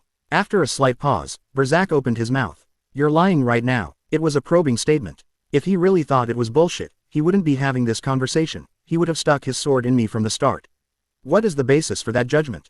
Do you know how many regular soldiers died when the Pilgrims invaded this place? And what about the situation outside right now? The Special Task Force would never condone an operation like this. Ah, so that was his reason. Having fully immersed myself in the role of Elfire of the Imperial Intelligence Agency, I couldn't hide my smirk. Well, now you're quite an emotional person. Opening square bracket quote dot question mark quote closing square bracket. Do you really think an agent like myself would be standing here doing this without authorization? Opening square bracket quote dot. Quote closing square bracket. Bear this in mind, 4th Class Star Berzak. From private to 1st Class Star, every soldier exists solely for this great empire and His Majesty the Emperor. At my ruthless remark, Berzak gritted his teeth and glared at me, but he couldn't refute it. After all, it's the Imperial Intelligence Agency, isn't it? It would be stranger if they didn't have this kind of mindset. Opening square bracket quote dot. Even if that's so, I still cannot accept it. Why would the intelligence agency send an agent to the Pilgrim's side and kidnap some monster? However, seemingly unwilling to believe it, Berzak voiced his doubts while searching for a reasonable explanation. It's a matter that could have been resolved by simply making a request, so how is this for the Empire, how is this for the great cause? I couldn't hold back my sigh at all. Quote closing square bracket. To think that a general responsible for the future of this empire is such an idiot. I raised my hand to one ear and said, at this current juncture, a conflict with 4th Class Star Berzak would severely impede the mission. Under field discretion, I will temporarily authorize security clearance. Opening square bracket quote dot. What are you doing? Completely ignoring Berzak's question, I got straight to the point. This agent's mission is to rescue the subject known as Alpha to gain the trust of the Earth Mother Faith, and then infiltrate their heart. The Earth Witch, Elise Groundia, is showing great interest in the subject. And if the mission succeeds and this agent can make contact with her. I paused slightly before continuing. Perhaps this long war might finally come to an end. Opening square bracket quote dot exclamation mark quote closing square bracket. Do the lives of a few mere soldiers still seem so important? 4th Class Star Berzak. Berzak couldn't answer that question, and I didn't miss the timing and stepped forward. Step. The distance closed with each step. In the realm of superhumans, the meaning behind each and every step was greater than anything, but Berzak did not dare to stop me. Step. And so, with only a single step remaining between us, would you step aside now? Even though I could have easily turned my body sideways to pass him, I deliberately stopped and asked, and Berzak quietly stepped aside. And, if there's anything I can do to help, are you in your right mind? Just hurry up and disappear. If someone sees that you let me pass, this whole thing could become meaningless. Ending with that conversation, I finally exited out of the research building. Boldly, with Teshi slung over my shoulder. Step. This actually worked. When I escaped the research building, the water outside had already receded considerably. Even though I wasn't using jauntization, the water only came up to my thighs. Dozens of ships that had settled in the center stood precariously, their bare undersides exposed. And, for the Empire, filthy pilgrim bastards, Imperial troops, rising up like a swarm of ants, were charging toward the ships, pushing through the sea of water, while the raid party members who were aboard the ships were scattering magic and special abilities as they engaged the Imperial troops. Boom. The scene was much like a siege battle. I quickly activated jauntization and dashed toward the center of the battlefield. Thud. It was a breakthrough that began from within the enemy camp, but was it because of Teshi hanging off my shoulder? Or because jauntization itself stood out? Maybe it was both. Opening square bracket quote dot dot dot. It's a pilgrim. Kill him. The Imperial troops identified me as an enemy the moment they spotted me and attacked, while conversely, the raid party members aboard the ships intercepted those Imperial troops and supported me. Okay, the chief researcher still isn't in sight. I could see several researchers flying around in the sky, but the key figure, the chief researcher, had yet to show himself on the battlefield. Thud. Since only their numbers were high, but there were no elite entities of rank 3 or higher like Berzak, it wasn't difficult to cross the battlefield and reach our Anabata clan's ship. Oh, Bjorn. Is this guy Teshi? Teddy. As soon as I boarded the ship and put Teshi down on the deck, Lemia came running toward Teshi. Don't worry, he's just sleeping for a little while. Lemia. Huh, when did he wake up? Ah, did getting splashed by seawater on the way help him recover? Teshi, who had been limp and seemingly unconscious even when I tossed him onto the deck, suddenly sprang up and hugged Lemia. How are you here? These people here came to rescue you. Opening square bracket quote dot. Those people. Upon hearing Lemia's one-line summary, Teshi had a confused look in his eyes, but fortunately, he didn't show any hostility. He simply hugged Lemia and trembled, as if frightened by the entire situation. I didn't particularly try to comfort him. If you're really curious about something, ask your little sister. I told you, I'm the big sister. Anyway, what I need to do right now isn't convincing Teshi or anything like that. In the first place, what I have to do wouldn't change. Whether he accepted it or not. You carry these two, Aner. They absolutely must not die, so take good care of them. Got it. With Teshi's rescue successfully completed, it was time to move on to the next chapter. The rallying signal has been given. Lord Viscount. Soon, a signal came from the magic tower, which had taken on the role of command, and we immediately desummoned the ship we were on. And, run. We immediately ran with all our might. Our destination was the magic warship, located at the center of the formation. It wasn't just us. All the others, whose ships had been positioned around the magic warship, simultaneously desummoned their ships and headed there.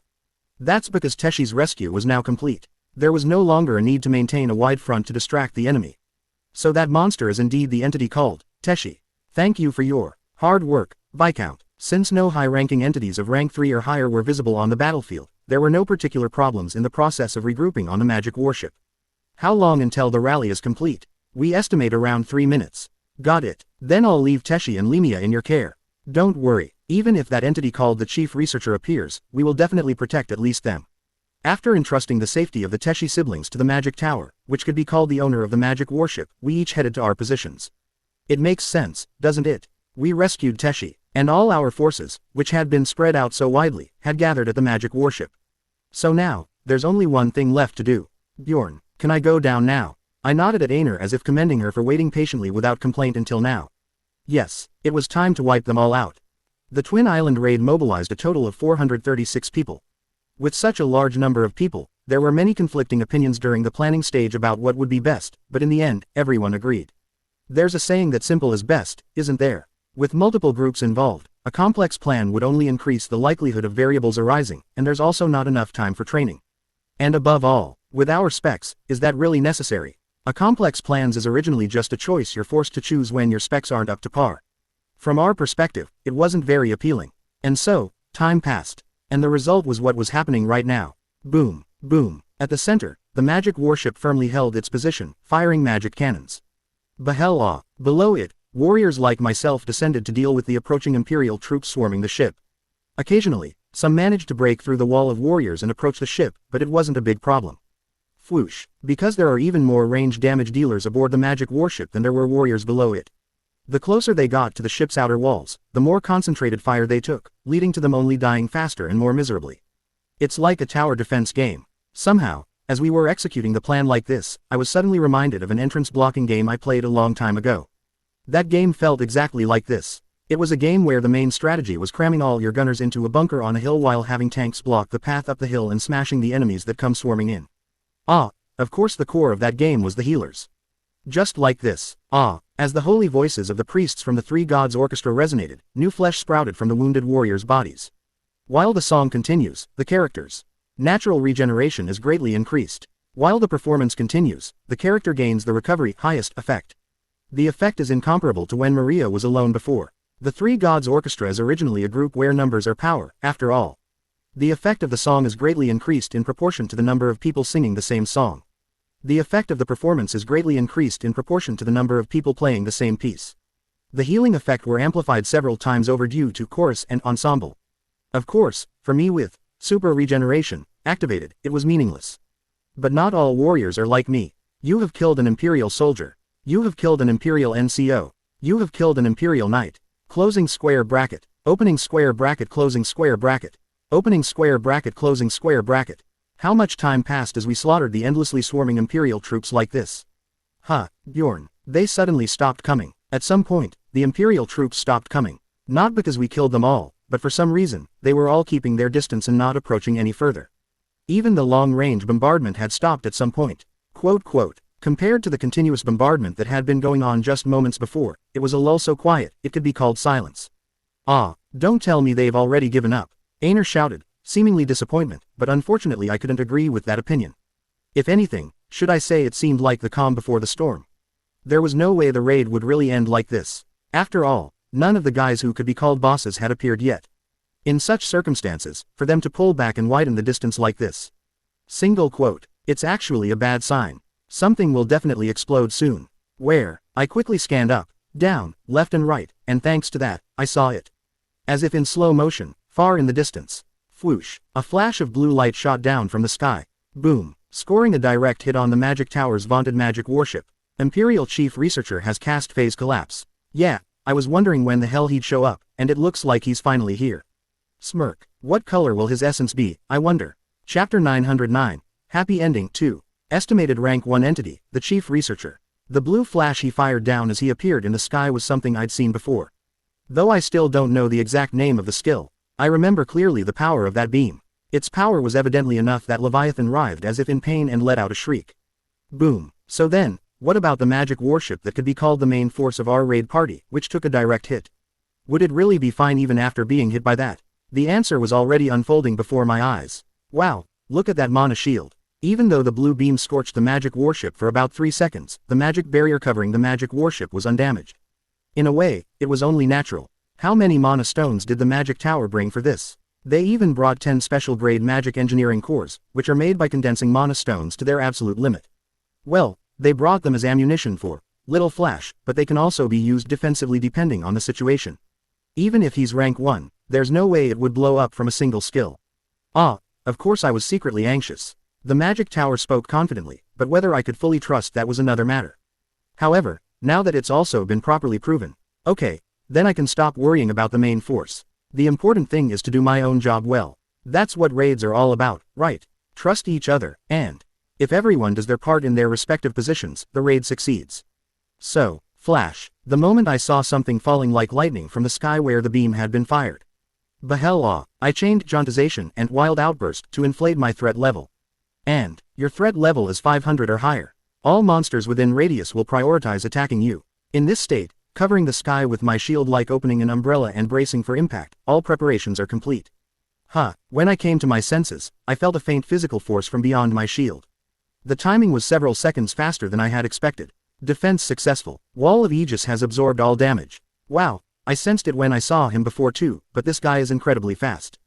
Thud. Soon, as I swung my shield upward as if pushing away, the Chief Researcher, who had been pressing his fist against it, was flung into the sky as if bouncing off it. I wasn't really expecting it, but as I thought, he didn't fall to the ground. Vwong. It wasn't even spouting flames, yet the wings on his back were generating enough propulsion to let him hover in place. What, is there something like a fan spinning inside them? However, just as I was curious about him, he seemed just as curious about me. Opening square bracket quote. What are you? Just what are you that you feel so dangerous? Is the threat level unfamiliar to him because it's his first time experiencing it? Seeing his reaction, it was extremely fortunate that I had jauntization deactivated when I met Berzak. Otherwise, a battle would have inevitably unfolded.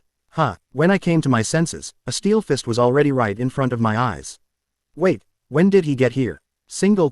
My thoughts couldn't continue any further. Splat, my head exploded and my vision was dyed black. Well, it regenerated right away though. That hurt, you motherfucker. A lost body part has been regenerated. 5% of your health is consumed. Using my newly regenerated head, I scanned my surroundings and saw that the Chief Researcher was already back in his original spot. Just how high is his agility? To avoid my shield and blow off my head, he would have had to move at least twice, changing direction midway instead of going in a straight line. I can't believe he's moving at a speed I can't even follow with my eyes. It's not impossible if he's a rank 1 agility type, but this isn't a good matchup for me. Of course, that doesn't mean I miss the old shield Barbarian. No matter how agility specialized it is, if it's a rank 1 entity, it's bound to have corresponding attack power. The moment you stop being healed, there are absolutely no countermeasures, so it feels like you're slowly withering away throughout the battle. On the other hand, what about that new shield Barbarian? Even if the matchup is bad, I can easily endure it with just my bare body. Except for the fact that it hurts quite a lot. With that level of instant regeneration, did you receive a troll's imprint? Pilgrim, what's he talking about? Gritting my teeth and enduring the lingering pain still in my body, I responded nonchalantly. You think this would be possible with a mere troll? I'll know once I capture you and experiment on you. Quote closing square bracket. Long ears, beasts resembling humans, and even magic I've never seen before. Truly, many interesting test subjects have come to visit. Hearing the top dog of a research center that conducts experiments on living subjects is a daily routing say that gave me goosebumps for some reason, but that was nothing more than a fleeting emotion. After all, he's still mistaken about something. It should be about time. Single quote. We are the ones who came here to hunt after completing all preparations, ready to fire. The moment I glanced toward the magic warship upon hearing the sound of the communication ringing in my head. Flash. Light flashed from the ship. Little flash. The visual effect wasn't that big. The weapon, little flash, itself is far from being a weapon for wide area destruction. If it were that kind of weapon in the first place, the royal family would have sanctioned it long ago. Highly condensed mana, and the extreme penetrating power resulting from it. That is the core concept of little flash. Just like this. Dash dash dash dash dash dash dash dash dash dash dash exclamation mark. A speed far exceeding the speed of sound. Opening square bracket quote dot exclamation mark quote closing square bracket. When I turned my head to check the direction where the chief researcher was again, the light had already vanished. An instant so brief, I wondered if it might have been a dud. However, the hole the size of a human head that had pierced through the chief researcher's suit proved it. That, one shot, had hit its mark magnificently. That's what you get for blabbering about test subjects and whatnot. His biggest mistake was hovering in place while having a conversation with me. If he had kept flying around, they wouldn't have been able to aim at him. Still, as expected, it's not a one-shot kill. A vital spot that would be fatal to any human. Despite his entire upper abdomen being blown away, the chief researcher didn't die, and his flight function was still working perfectly. As if sensing the great threat from little flash that transcended the realm of perception, he couldn't stay still for even a moment and kept moving, like a puppy with its tail on fire. However, watching that, I could tell. The damage must have been quite severe. His flight speed had noticeably dropped. Just moments ago he was so fast I couldn't follow him with my eyes, but now it's at a level where I can track him to some degree. Hitting him again will be difficult though. If he's like this, hitting him with another little flash will be difficult.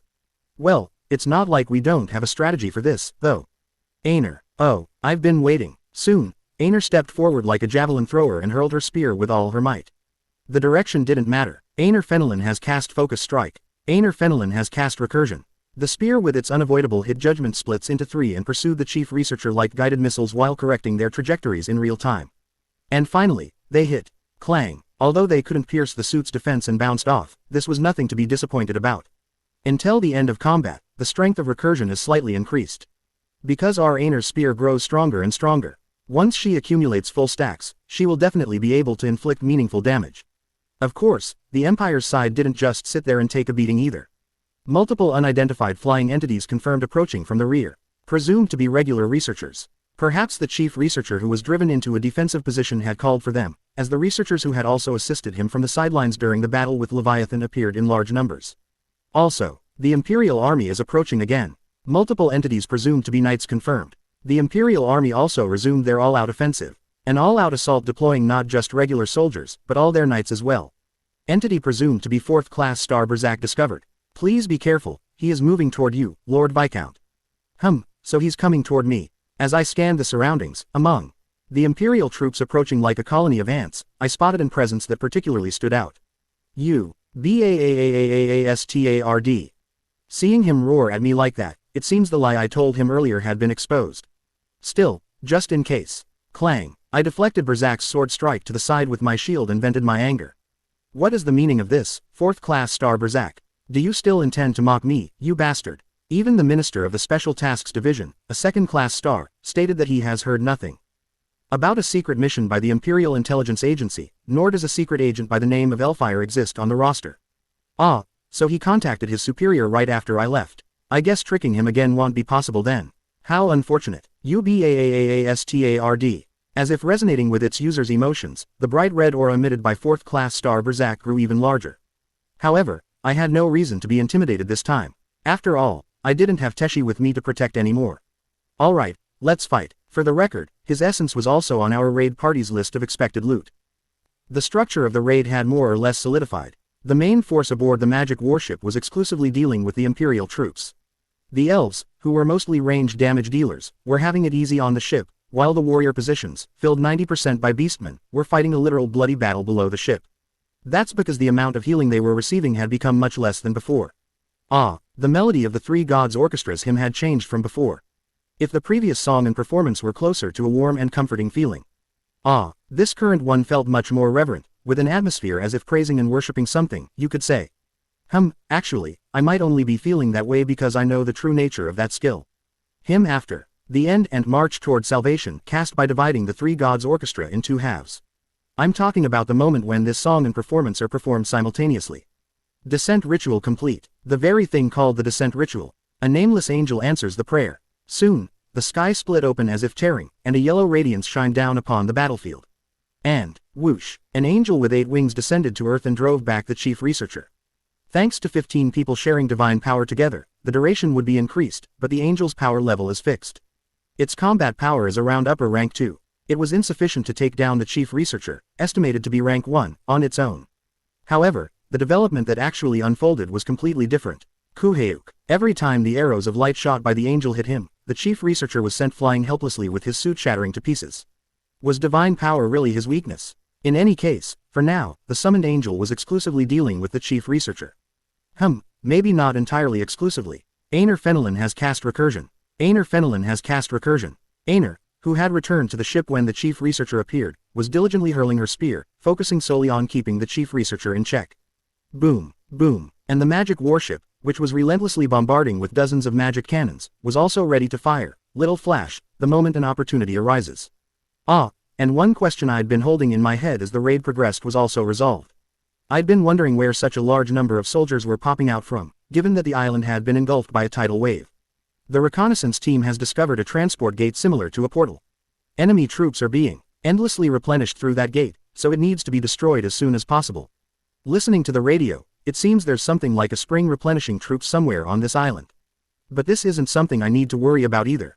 The main force will handle it. From the sounds of it, they seem to be forming a strike team too. Until the descent ritual ends, the chief researcher won't be able to do much either. Therefore, I just need to focus on the enemy before my eyes. 4th class star Berzak. According to our exclusive labyrinth historian, who even correctly guessed that the chief researcher's weakness was divine power, he was an estimated rank 2 entity. However, after facing him head-on for several minutes, I now clearly know. A lost body part has been regenerated. 5% of your health is consumed. A lost body part has been regenerated. 5% of your health is consumed. A lost body part has been regenerated. 5% of your health is consumed. Closing square bracket. This bastard. Arg-URGLRGLGHKGHK. No matter how I look at it, he's not at the level of a rank 2.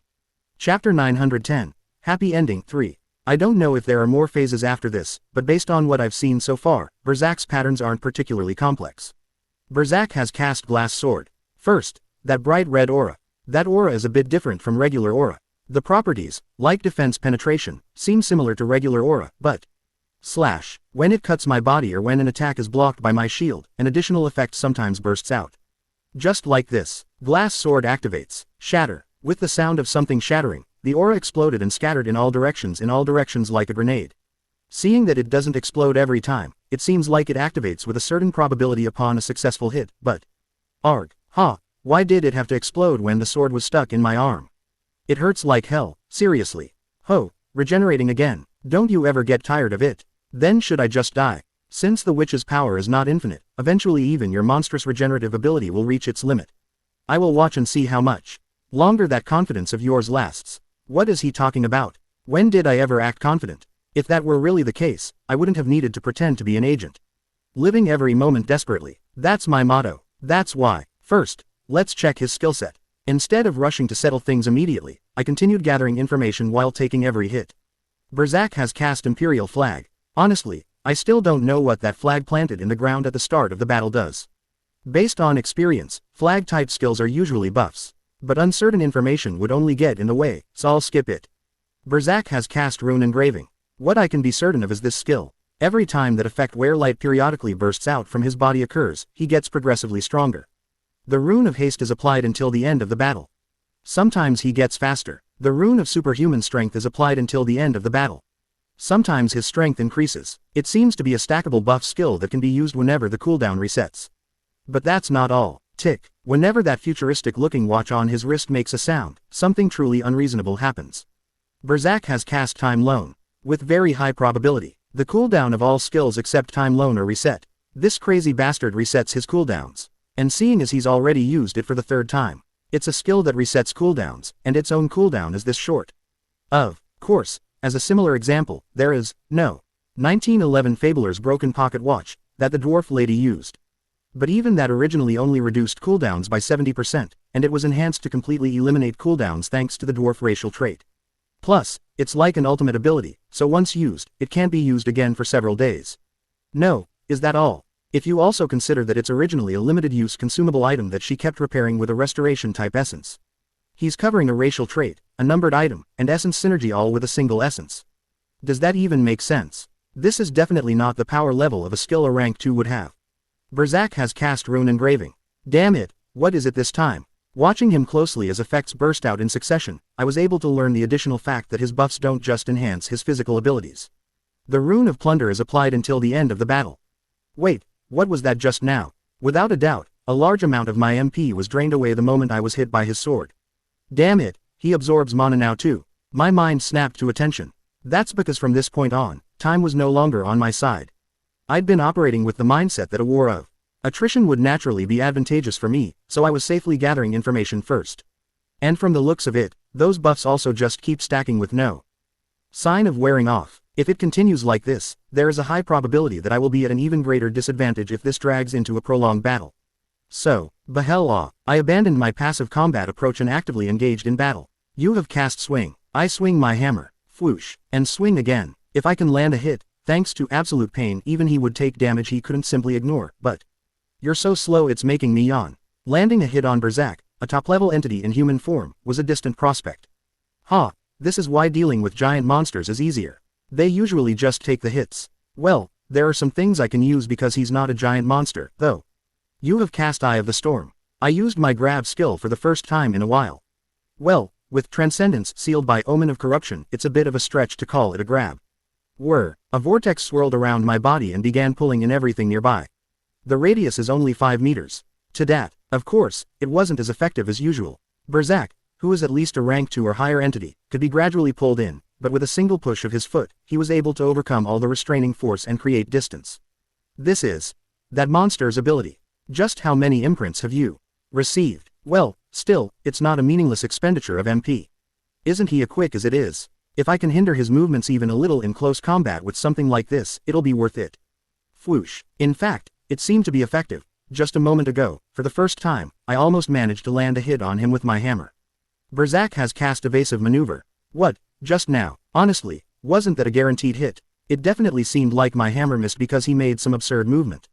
Is it a new skill? Fighting an unidentified entity is a headache. Both mentally and physically. A lost body part has been regenerated. 5% of your health is consumed. This seriously hurts like hell. Isn't it about time to do it? Honestly, I've had this thought several times already. Since I've been enduring indescribable pain throughout the entire battle, my patience had already hit rock bottom long ago. Still, just in case, I kept waiting. But, since he just used what I assumed to be an evasion skill, there won't be a better time than now. Yeah, it should be full by now. How many times have I regenerated just my head alone? It's time to show him a taste of that new shield Barbarian. You have used Dragon Plate of Aegis. Dragon Plate of Aegis, a secret numbered item I obtained outside the city walls, and a dream item for tanks that deals reflection damage proportional to the damage received. The effect of this item changes depending on how much of a beating you've taken. Reflecting all accumulated damage. If I use it after taking a moderate beating, Aegis appears, sharply swings its greatsword just once, and that's it. The usage effect will be cast one more time. If I feel like I've been beaten quite a bit, it doesn't end with just one hit, a consecutive hit is added. The accumulated damage has exceeded a certain threshold. Only when I've been through so much that I start thinking this is difficult does stage 3 finally activate.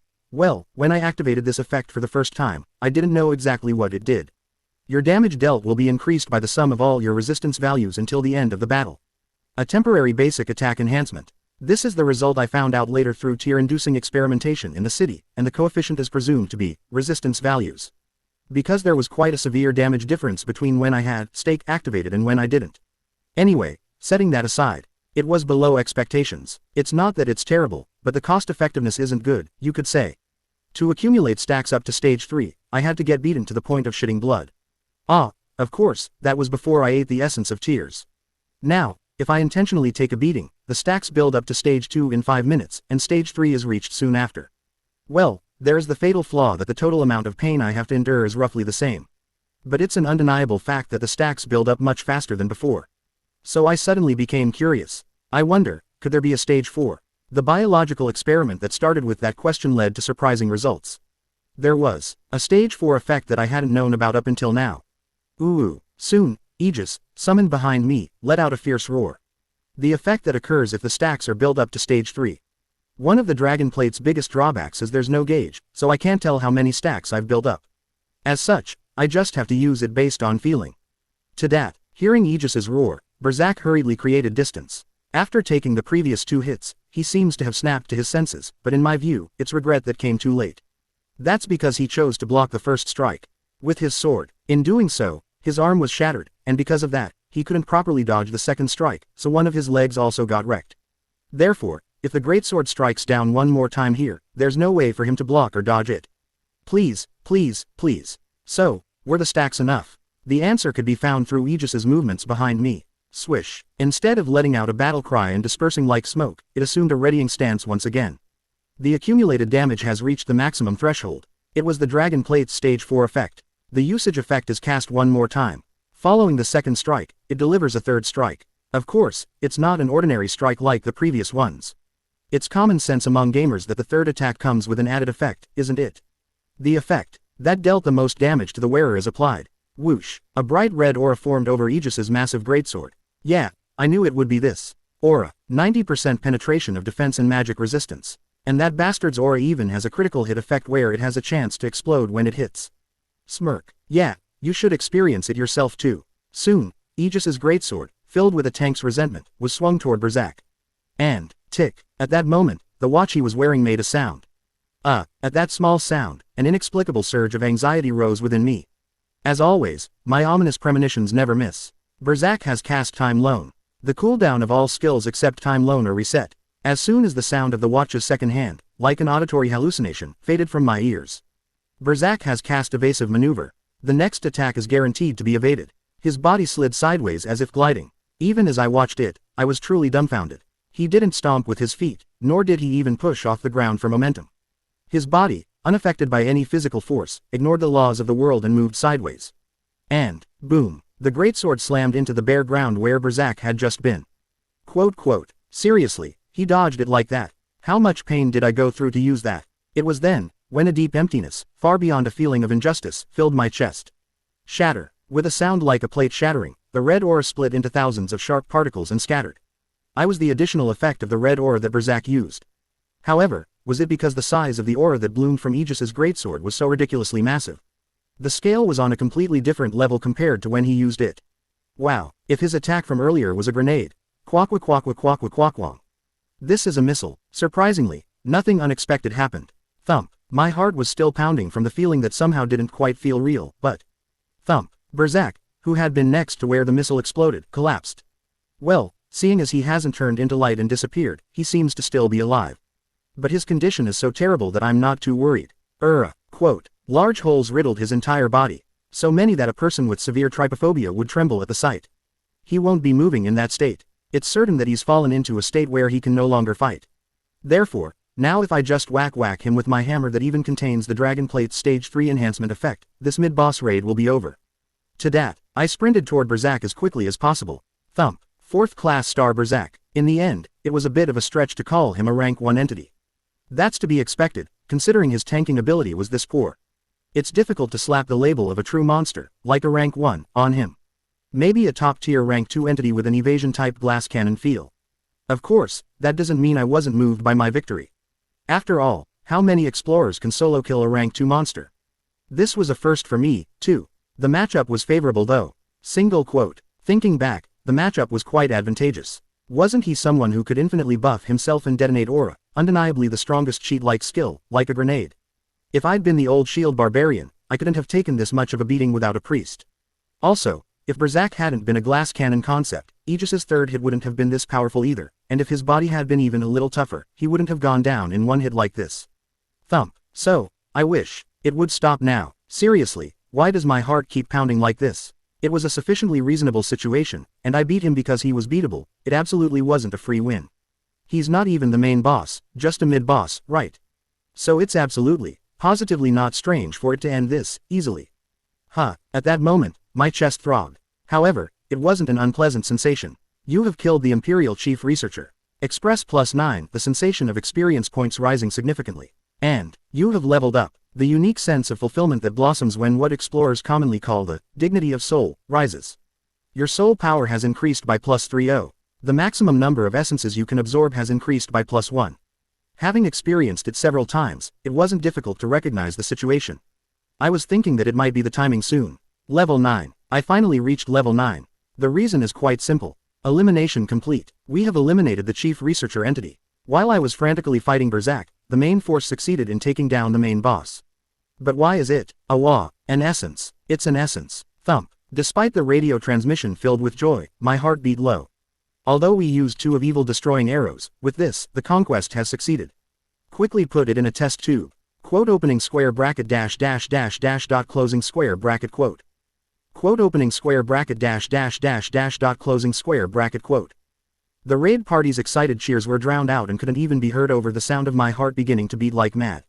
Thump, thump, thump, thump, thump. My heart was beating so violently it felt as if it was striking my eardrums. Dot, dot, dot. The Imperial Chief Researcher has died. Passive skill Apocalypse mechanism is activated. Dot. This bastard wasn't the final boss. No, then who the hell? What happened to Entity Berserk? Just as I was about to respond to the sudden radio transmission that I'd almost finished him off. Schwa. Fog rose throughout the entire island. It wasn't the color of ordinary fog. It was black fog, the kind you'd expect to see from a factory where toxic substances are burning fiercely. Damn it, it was a familiar fog, too. Because I'd experienced it once before. Field effect. Abyssal fog is applied. All active skills have been disabled. Mana efficiency has been reduced to 25%. The fog hadn't thickened yet, so visibility wasn't drastically reduced, and thanks to that, I could see clearly. Any monsters exposed to the fog of the abyss will evolve into superior beings. The muscles of the Imperial soldiers swelled up like balloons as they mutated into completely different species. And, swish, Berserk was among them too. Chapter 911. Happy Ending 4. The Corrupted Ice Temple, a rift accessible through ice rock on the 7th floor. This rift has a rather unique gimmick, even in Dungeon and Stone. Here, unusually, 2 guardians appear. And, if you kill one first, the other one becomes incredibly strong. The reason the Corrupted Ice Temple suddenly came to my mind was very clear. Somehow, it feels like right now is exactly that case. Because we killed the Chief Researcher first, Berserk, who was an ordinary soldier, ended up evolving. Should we have killed Berserk first and then taken down the Chief Researcher? My gamer's intuition was telling me there's a high probability that's the case, but I still can't say for sure. After all, I haven't tried it, have I? If we had killed Berserk first, maybe the Chief Researcher would have evolved instead. Just like in the Corrupted Ice Temple, the strategy might be to choose the easier one to evolve and then do the raid like that. Yeah, so, let's get a grip. This situation wasn't my fault. To begin with, predicting this kind of situation wasn't prediction but rather the realm of precognition. It wasn't like I was taking my time, either. As soon as Berserk had fell into a state where he could no longer fight, I immediately closed the distance with all my might to finish him off. It was just bad timing. To that, by the time I arrived at a position where my basic attack could reach him, Berserk's body was already swelling up and mutating. Crunch. Despite swinging my hammer in hopes that it might not be too late yet, the mutation didn't stop. It was because my damage was lacking. Due to the fog, jauntization had deactivated, and swing also became unusable. But, even so, what can I do? I have to try. Standing still won't accomplish anything. Crunch, crunch, crunch. While stubbornly continuing to hammer away, I also organized my thoughts that were tangled like a skein of thread. As it was my first try, questions were scattered everywhere. Grr. The Imperial forces who had already finished mutating now looked like monsters to anyone's eyes. Then, what rank would they be? On the first floor, because of that fog, rank 9 goblins became rank 5. The knights are without a doubt rank 5 or higher already. So, then what on earth happens to them? I don't know. I have no information. Maybe rank 5 is the maximum. Or they might evolve into much stronger monsters. Well, no matter what, they won't evolve into rank 1 monsters though. That's not something made to be beaten. Right, so far it's okay. With our raid party's specs, we can cover a reasonable amount of unfair difficulty. First, we destroy the portal where the Imperial Army's reinforcements are coming through. Then if we hold out in a defensive battle using the magic warship, eventually, there will be an end to it. The biggest variable is this guy, Berserk. I wonder how this guy will evolve. Will he evolve into the form of the floor lord that appears on the first floor? Or just into some other type of hidden boss? For now, he's not transforming into something like an eyeball monster yet. Single quote, crunch. Thinking about it again, it might not matter much what form he evolves into. To begin with, in terms of pure combat strength, Berserk was below Riakus, the floor lord of the 3rd floor. In fact, it wouldn't be wrong to consider the main body to be the field effect. Quote opening square bracket dot. Ah, can you hear me? Just then, a radio transmission suddenly came through. Since it became quiet after the fog spread, I thought communication had been cut off. Viscount Yandel, please respond. Viscount Yandel, I hear you. What's going on? Perhaps due to the fog, the magic wavelengths became unstable for a moment, but we finished restoring it quickly. That's not what I was asking about. However, if I needlessly bring it up, it'll just waste conversation turns, so I'll skip over it. What's the current situation of the main force? It's not good. Because of the fog, all of the ship's defensive functions have been significantly weakened. At that moment, the wizard who was talking with me cut off and a new person immediately interjected. It's Gwalin. The situation is critical, so let's be brief and speak only of what is necessary. Agreed. What happened to Entity Berserk? There was no need for a lengthy answer. Things like I had almost had him, but didn't work out. Or the fog burst out at the worst possible moment. Such talk was pointless now. He is in the process of mutating. I am currently attempting to kill him before it finishes. Is it possible? This was also an easy question to answer. Because it was something I had already finished personally assessing. It's impossible. I see. Gwalin didn't ask for a reason. He simply accepted my on-site judgment at face value and moved on to the next issue. Can you keep holding him off going forward as well? A question asked in order to formulate a future strategy. I didn't foolishly let my pride get in the way here. Quote opening square bracket dot dot dot. It's impossible alone. Maybe if I were the old shield barbarian. But, Abyssal Fog, is one of the few counters to the new shield barbarian. It makes sense, doesn't it? Stake is unusable, and since I can't use jauntization, I don't receive the 1.5x natural regeneration increase effect from primordial cell either. Well, not using stake means my resistances don't get shaved off, so I become a bit more durable. But even this is meaningless as it's offset by the passive absolute pain. Soft flesh that has lost its regenerative ability. I can't be stubborn even if I wanted to. How am I supposed to mark a raid boss in this kind of state?